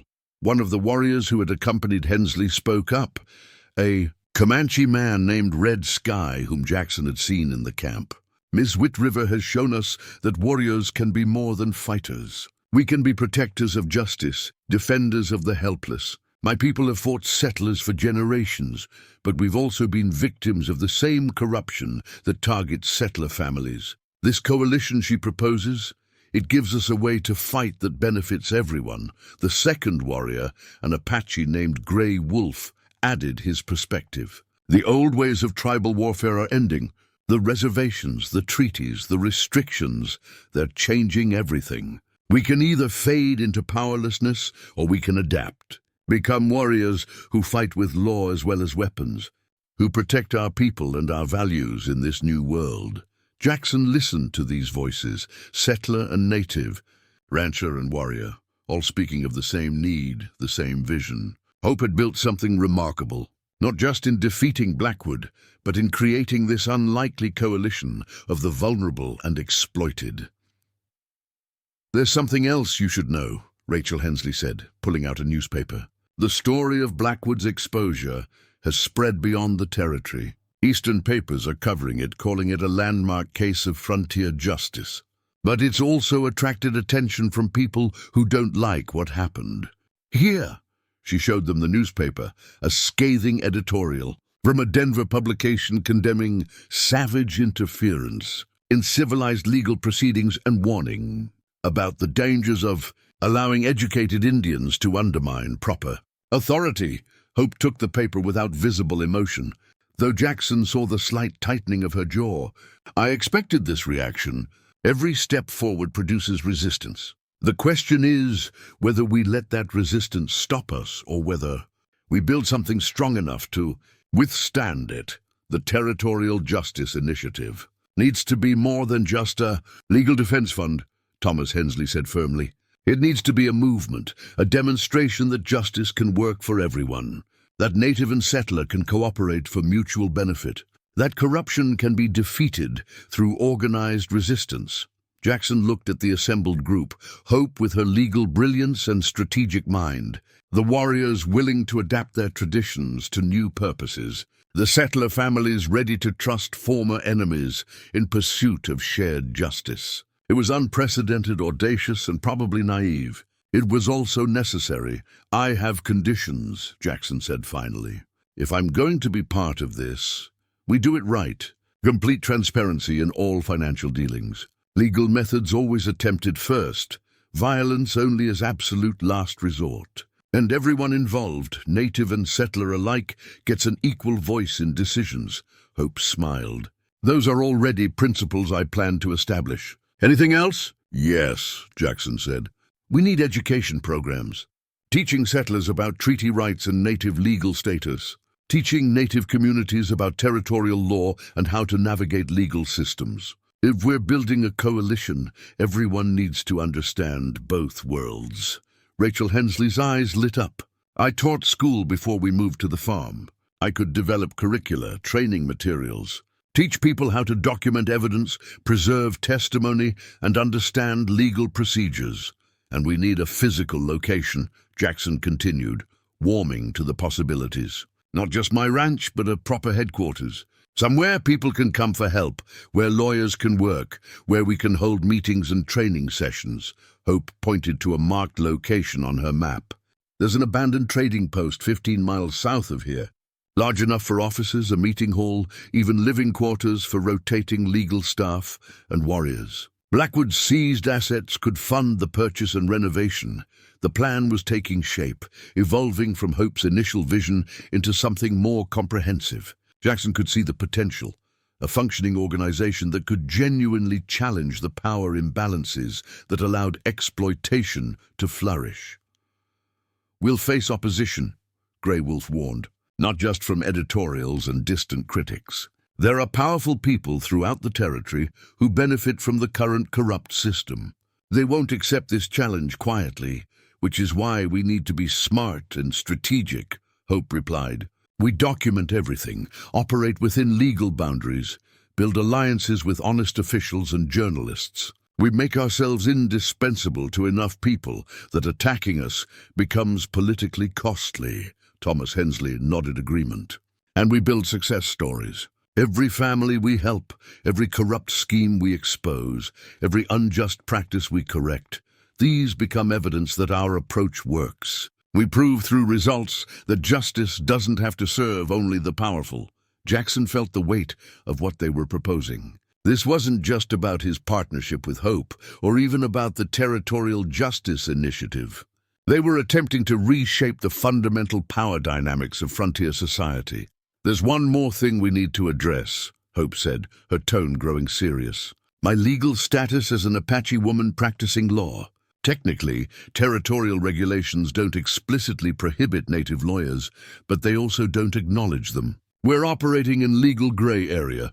Can they challenge your right to practice?" Jackson asked, concerned. "They can try," Hope replied. "Which is why I've already submitted a petition to the Territorial Bar Association, requesting formal admission with full privileges. I have my law degree, I've passed the examinations, and I've now demonstrated competence by exposing a major criminal conspiracy. Denying my admission would be difficult to justify legally," Rachel smiled, "and politically explosive.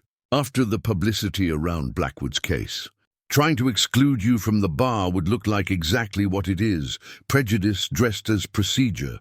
Still, we should prepare for that fight," Jackson said.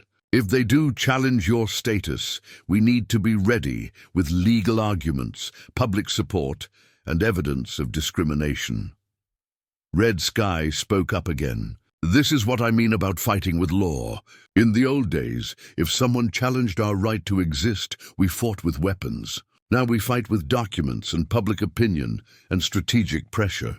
It's a different kind of warfare, but it's still warfare."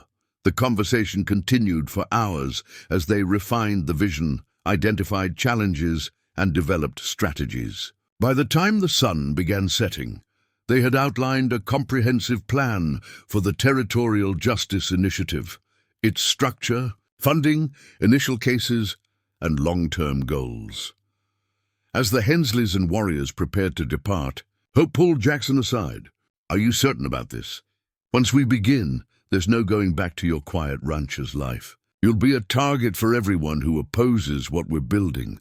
Jackson thought about the 22 families Blackwood had destroyed, the Morrison children orphaned by corrupt violence, the countless others facing exploitation with no hope of justice. He thought about the scared child he'd pulled from Devil's Canyon 15 years ago, and the remarkable woman she had become. "I'm certain," he said. "You returned my kindness by saving my ranch. Now I can help you save others. It's the right thing to do." Hope's expression softened. "You know, when I was trapped in that canyon waiting to die, I promised myself something. If I survived, if I grew strong, I would make sure no one else had to feel that helpless. That was forgotten. That alone.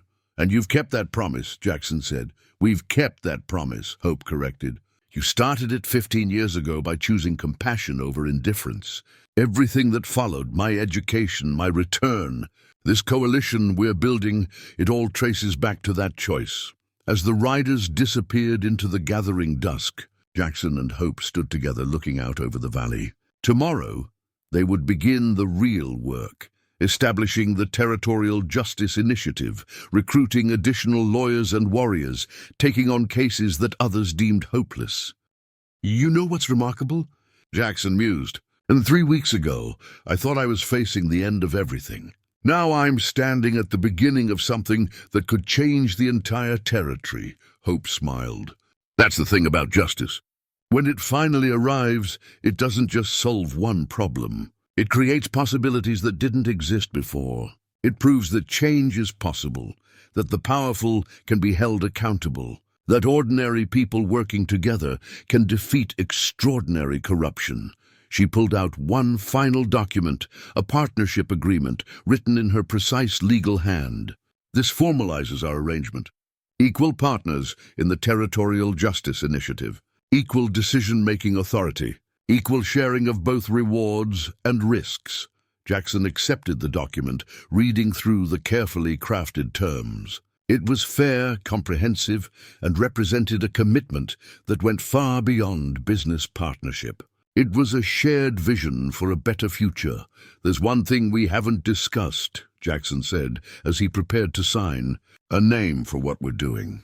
The Territorial Justice Initiative is the organization. But what do we call this broader movement? This coalition of settlers and warriors, lawyers and ranchers, all working together? Hope considered for a moment, then smiled. How about the Canyon Coalition? Honoring where it all began, with a forgotten child in a canyon, saved by someone who chose to care.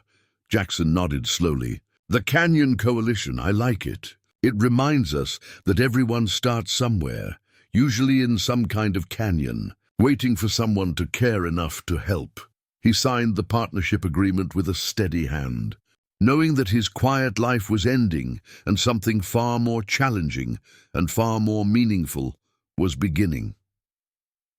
As stars began appearing in the darkening sky, Hope and Jackson made plans for the days ahead. There were legal briefs to file, coalition meetings to organize, cases to evaluate, and a movement to build.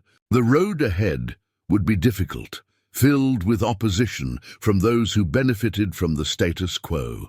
But for the first time in the territory's history, the forgotten and exploited had champions who understood both worlds and could fight in both arenas. The Canyon Coalition was born not from violence or revolution, but from a simple act of compassion 15 years earlier, an act that had rippled forward through time, touching lives and building toward this moment when justice might finally become more than just a promise for the powerful. Tomorrow, the real work will begin. But tonight, Jackson Ward and Hope Whitriver stood together as equal partners, ready to fight for a future where canyons held hope instead of despair, where being forgotten was no longer a death sentence, and where justice belonged to everyone. 6 months had transformed the landscape of justice in the territory. The abandoned trading post that Hope and Jackson had identified now stood renovated and bustling with activity, the headquarters of the Canyon Coalition. What had once been a decaying structure of rotted wood and broken windows was now a vibrant center of legal defense. Warrior training and community education. Jackson stood in what they called the strategy room, watching through the window as Hope conducted a training session in the courtyard below. 20 people, half settlers, half native from various tribes, sat in a circle learning the intricacies of evidence documentation. Rachel Hensley moved among them, helping translate legal concepts into practical applications that ranching families and tribal councils could understand. The past 6 months had been a whirlwind of activity that exceeded even Hope's ambitious vision.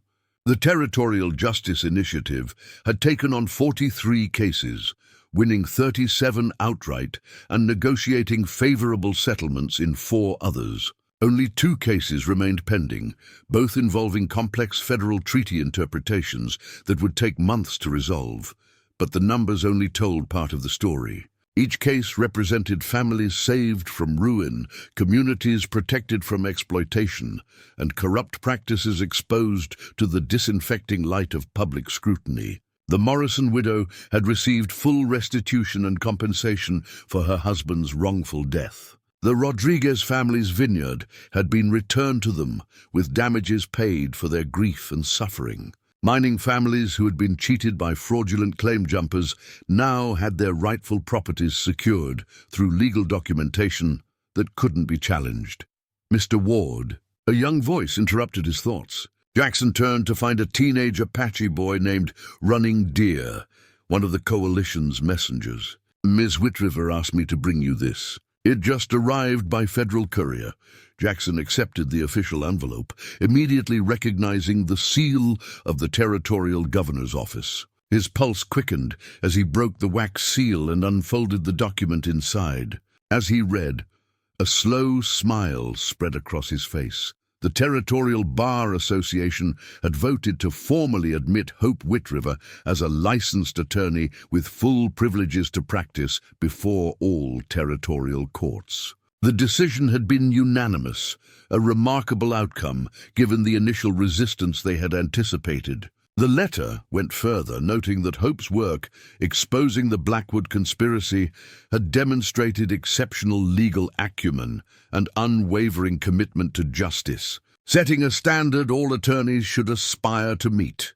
Jackson descended the stairs to the courtyard, the letter in hand. Hope noticed his approach and called a brief recess to the training session. When he handed her the document, he watched her face transform as she read, professional composure giving way to genuine joy and relief. "They approved it," she said softly, then louder for the assembled students to hear. "The Territorial Bar has granted full admission. I'm now officially recognized as an attorney in every legal sense." The courtyard erupted in celebration. The students, both settler and native, cheered and applauded. Rachel Hensley embraced Hope warmly. Even the warriors who had been conducting tactical training in the adjacent field came to offer congratulations. But Hope's eyes found Jackson's, and in that moment he saw something beyond professional triumph. He saw vindication for every person who had been told they didn't belong, couldn't succeed, weren't worthy of recognition in a world that wanted to exclude them. "This changes things," Hope said to Jackson once the initial celebration had subsided. "With formal bar admission, I can now take cases directly to the Territorial Supreme Court. We can challenge unjust laws themselves, not just their application." Jackson understood the implications. They had been fighting individual battles against corruption. Now they could wage war against the corrupt systems that enabled such behavior in the first place. "There's something else in the envelope," Jackson noted, pointing to a second folded document Hope hadn't yet examined. She opened it, and her eyes widened. It was a letter from the territorial governor himself, requesting a meeting to discuss the establishment of formal legal aid programs based on the successful model pioneered by the Canyon Coalition. The governor wanted to replicate their approach territory-wide. "With government funding and official sanction, they want to institutionalize what we've built," Hope said, a mixture of pride and wariness in her voice. "Make it part of the territorial government structure. Is that what you want?" Jackson asked, sensing her hesitation. Hope walked to the edge of the courtyard, looking out over the valley, where her warriors maintained their training. Grounds and settlers worked alongside native families on community projects that would have been unthinkable a year ago. "Government sanction brings resources and legitimacy," she said thoughtfully. "But it also brings oversight, bureaucracy, and the risk that political pressure could compromise our independence. We've succeeded because we answer only to the people we serve, not to officials who might have other priorities." Thomas Hensley joined them, having overheard the conversation. "There might be a middle path. Accept government funding for specific programs, legal aid, education, documentation services, but maintain the Canyon Coalition as an independent organization that can challenge the government itself when necessary." It was a pragmatic solution, balancing practical needs with principled independence. Hope nodded slowly, already formulating the legal structures that would preserve their autonomy while accepting beneficial support. "We'll need to be careful about the terms," she said. "Any funding agreement must guarantee our right to take cases against government officials, to challenge territorial policies, and to operate without political interference. Can you negotiate terms like that?" Jackson asked. Hope's smile was confident. "I'm a Yale-educated lawyer who just exposed the largest corruption scandal in territorial history. I think I can manage contract negotiations with a governor who wants to co-opt our success for his political benefit." As they discussed strategy, a commotion arose at the coalition's main gate. Jackson recognized Sheriff Coleman, the former corrupt lawman who had turned state's evidence against Blackwood. Coleman had been allowed to remain sheriff provisionally while cooperating with federal investigations, though his long-term fate remained uncertain. "Miss Whitriver, Mr. Ward," Coleman called out as he dismounted. "I need to speak with you both. It's urgent." They met him in the main office, a space lined with legal texts and maps showing active cases across the territory. Coleman looked haggard, carrying the weight of months spent testifying against former associates and watching his reputation crumble.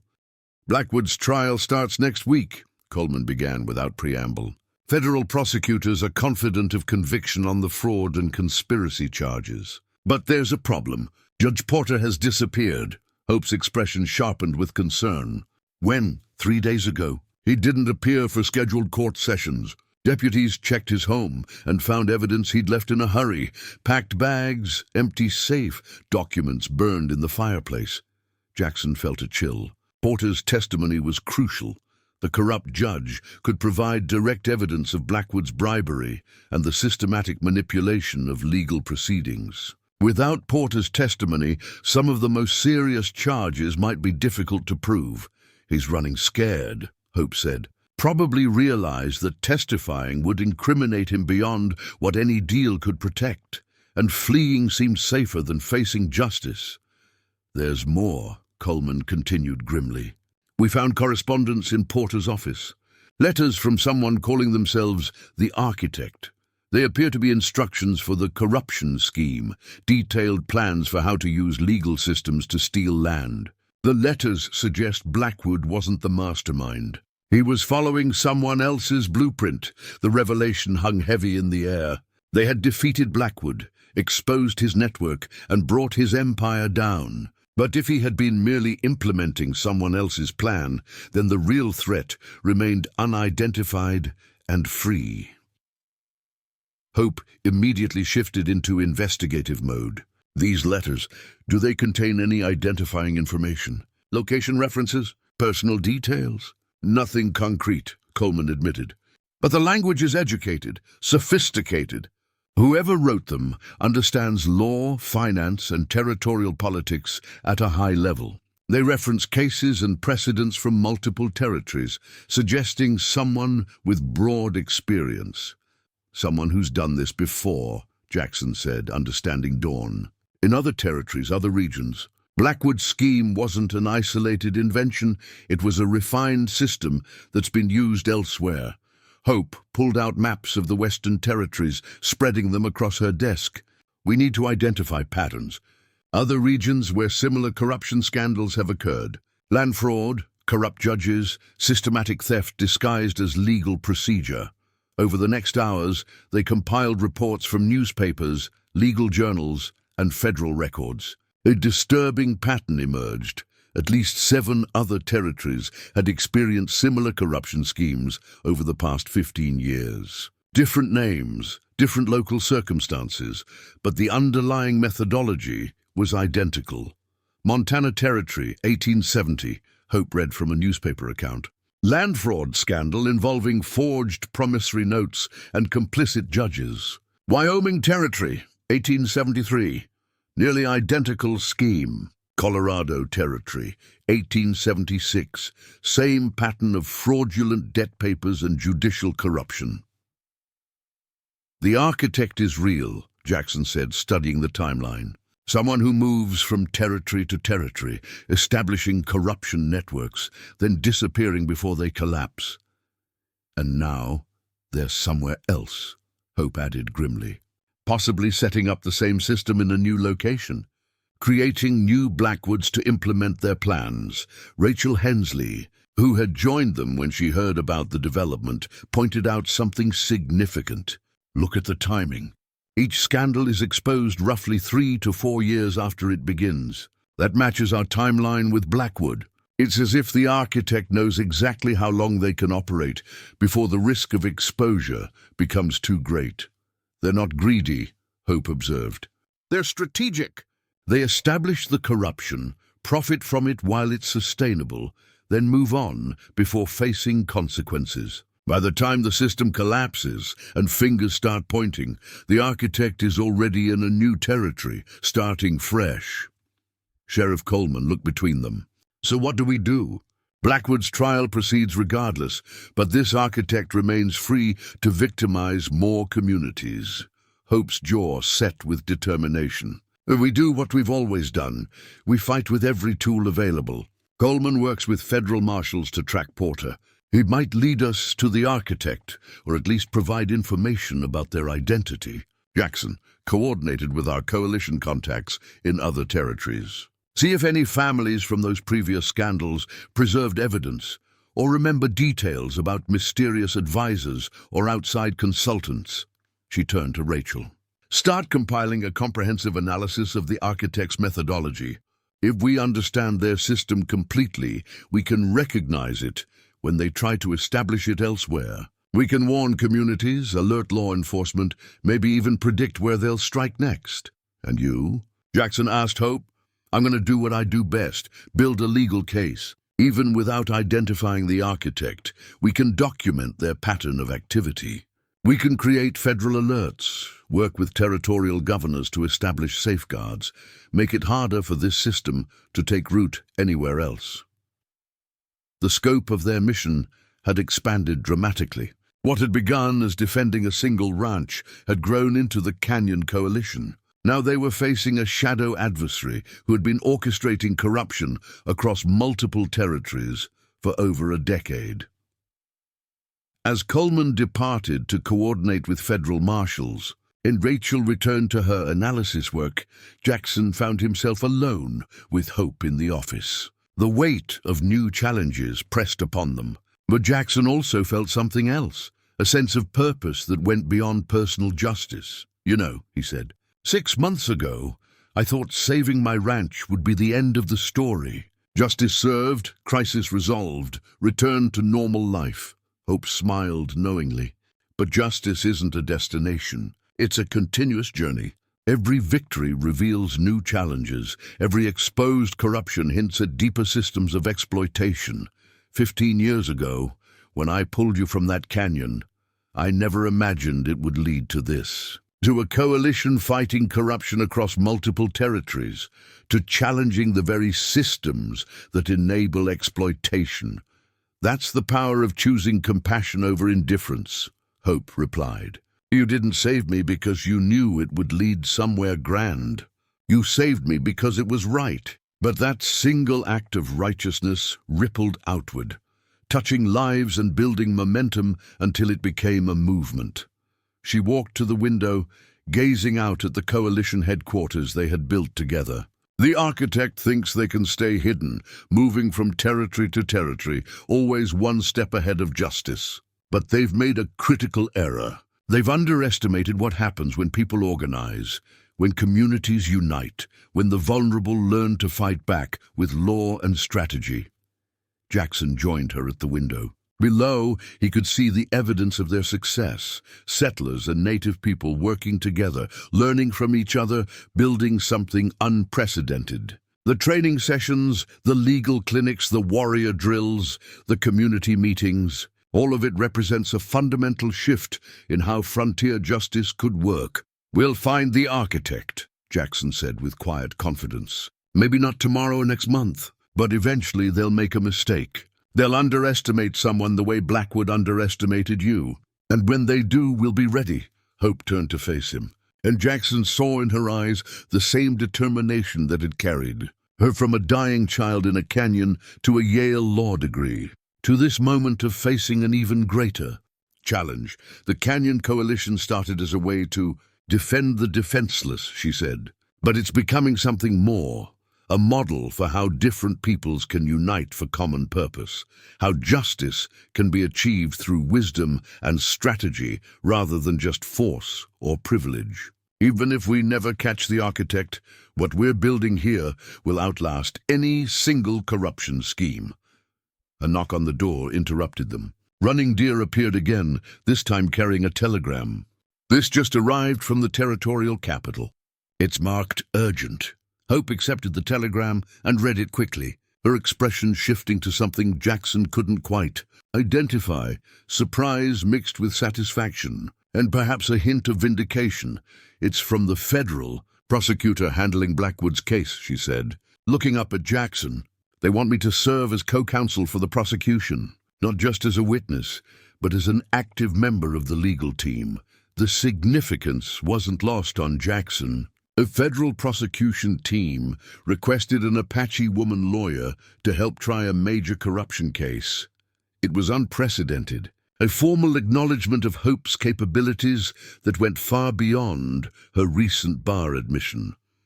They specifically mention, Hope continued reading, that my knowledge of the case details and my legal expertise in frontier fraud schemes make me uniquely qualified to assist in securing conviction. They're offering an official appointment as special territorial prosecutor for the duration of the trial. Special territorial prosecutor, Jackson repeated, letting the title sink in. That's not just recognition, that's authority. Federal authority to investigate and prosecute corruption anywhere in the territory. Hope's smile was fierce. Which means, if we find evidence of the architect's activities, I'll have the legal standing to pursue them directly. No need to convince skeptical officials or overcome jurisdictional barriers. The pieces were falling into place. The bar admission, the governor's interest in their model, and now this federal appointment, all of it expanding their capacity to fight not just individual injustices, but systemic corruption. Accept it, Jackson said firmly. Use that authority to build the case against the architect. Make it so comprehensive that when we finally identify them, there's no possibility of escape. Hope nodded, already drafting her acceptance in her mind. But she paused, looking at Jackson with an expression of deep gratitude. None of this would exist without you. Without that choice you made 15 years ago to help a dying child who had every reason to be invisible to you. And none of it would matter without what you did with that second chance, Jackson replied. You took the life I helped save and built it into something that's saving hundreds of other lives. That's not my achievement, it's yours. It's ours, Hope corrected. The Canyon Coalition, the Territorial Justice Initiative, this fight against the architect, it's all built on partnership. Your understanding of frontier communities and my legal training. Zettler trust in you and warrior respect for me. Neither of us could do this alone. As the sun began setting over the coalition headquarters, casting golden light across the valley, Jackson and Hope stood together, planning their next moves. The Blackwood trial would proceed with Hope as co-counsel, strengthening the prosecution and setting precedents for how corruption would be punished. The search for Judge Porter and the mysterious architect would continue, drawing on their expanding network of coalition contacts across multiple territories. But beyond the immediate battles, something larger was taking shape. The Canyon Coalition had proven that justice didn't have to be the exclusive domain of the powerful, that different peoples could unite for common purpose, that systematic corruption could be defeated through organized resistance and legal expertise. Communities across the territory were already replicating their model, establishing local defense networks, training people in legal documentation, creating alliances between groups that had historically been adversaries. The ripple effect that began with one rancher saving one Apache child was now a wave of change washing across the entire frontier. You know what the most remarkable thing is? Jackson mused as they watched the sun sink toward the horizon. The architect probably thought they were building a sustainable system of corruption. They refined their methods over years, moved carefully from territory to territory, stayed hidden while their puppets like Blackwood took the fall. But they never anticipated this, Hope finished his thought. They never considered that their victims might organize, learn, and build something permanent to resist them. They saw people as isolated, exploitable resources. They didn't see the potential for coalition.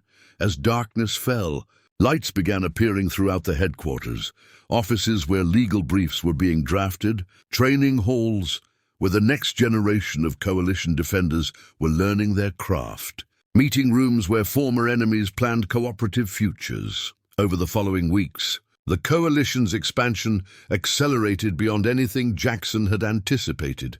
Word spread through informal networks, trading posts, mining camps, reservation communities, about the organization that actually delivered justice for ordinary people. Each day brought new requests for assistance, new families desperate for someone to stand against the forces crushing them. One morning, Jackson found himself meeting with a delegation from New Mexico Territory.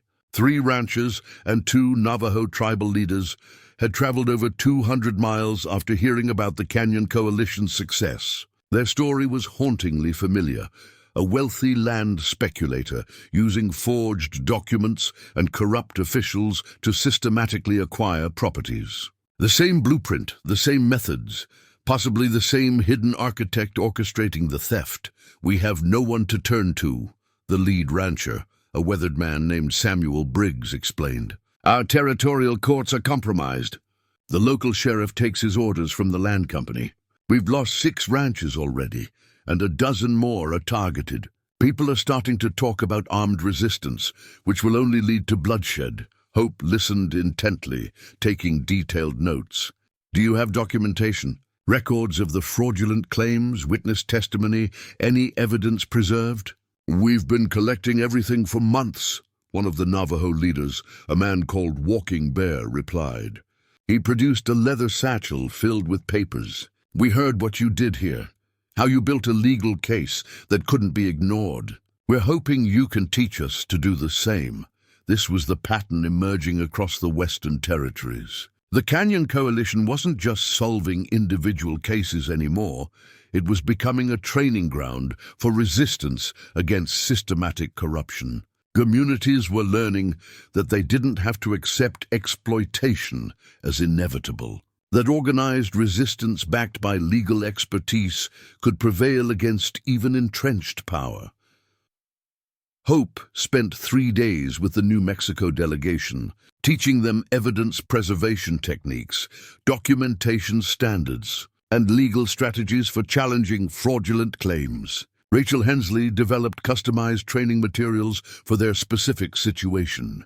The warriors shared tactical knowledge about protecting vulnerable families from intimidation while maintaining legal legitimacy. When the delegation departed, they carried more than just knowledge. Hope had drafted formal legal documents requesting federal investigation into the New Mexico land fraud, using her new authority as special territorial prosecutor to trigger official scrutiny that local corruption couldn't suppress. She had also arranged for 2 of the coalition's most experienced lawyer trainees to accompany them, providing ongoing legal support. We're spreading ourselves thin, Jackson observed one evening, as they reviewed the mounting caseload. 43 active cases in our territory. Now we're expanding into New Mexico, and I've received inquiries from Arizona and Nevada territories as well. Hope studied the map, where colored pins marked their various engagements. We need to think bigger. The coalition model works, but we can't personally handle every case across the entire western frontier. We need to replicate ourselves, train others to establish their own coalitions, create a network of independent organizations, all fighting the same fight. The vision was ambitious, bordering on audacious. Instead of a single organization, they would build a federation, autonomous coalitions in each territory, linked by shared methodology, mutual support, and coordinated strategy. The architect might move from place to place, but they would encounter organized resistance everywhere they went. Jackson found himself traveling frequently, meeting with potential coalition organizers, sharing lessons learned from their experience, helping new groups avoid the mistakes they had made. In Arizona, he worked with a former judge who had resigned rather than participate in corruption. In Nevada, he met with a mixed group of Chinese railroad workers and Paiute families facing coordinated exploitation from mining companies. Each territory presented unique challenges. Nevada's corruption centered on mining claims rather than ranch land. Arizona faced additional complications from ongoing Apache conflicts that made settler-native cooperation more difficult. But the fundamental principles remained constant. Document everything. Build broad coalitions. Use legal channels exhaustively before considering other options. And never fight alone when you can fight together. 6 weeks after accepting her role as Special Territorial Prosecutor, Hope traveled to the territorial capital for Blackwood's trial. Jackson accompanied her, witnessing firsthand the transformation in how she was received.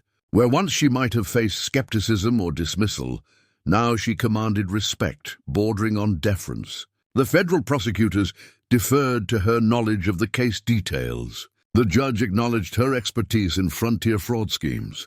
Even the defense attorneys, representing Blackwood's desperate attempt to avoid conviction, treated her as a formidable adversary. The trial lasted 12 days. Hope's presentation of evidence was masterful. She had spent months organizing the documentation into a narrative that was both legally irrefutable and emotionally compelling. She brought the Morrison widow to testify about her husband's death. She presented the clerk's ledger showing Blackwood's systematic forgery. She walked the jury through financial records, proving the conspiracy extended across 22 properties and countless lives. Most powerfully, she called Jackson to the stand. His testimony about finding Hope as a dying child, about Dr. Chen's father treating her injuries, about the compassion that started everything, it humanized the entire case. The jury saw not just legal violations, but the human cost of corruption, the way it destroyed lives and communities. When the verdict came, guilty on all 43 counts of fraud, conspiracy, forgery, and accessory to murder, the courtroom erupted in applause from the gallery filled with Blackwood's victims. The judge sentenced him to 25 years in federal prison, a term that would likely prove a life sentence for a man in his 60s. But even in victory, Hope's mind was already moving to the next challenge. As they left the courthouse, she pulled Jackson aside. "I received a telegram this morning.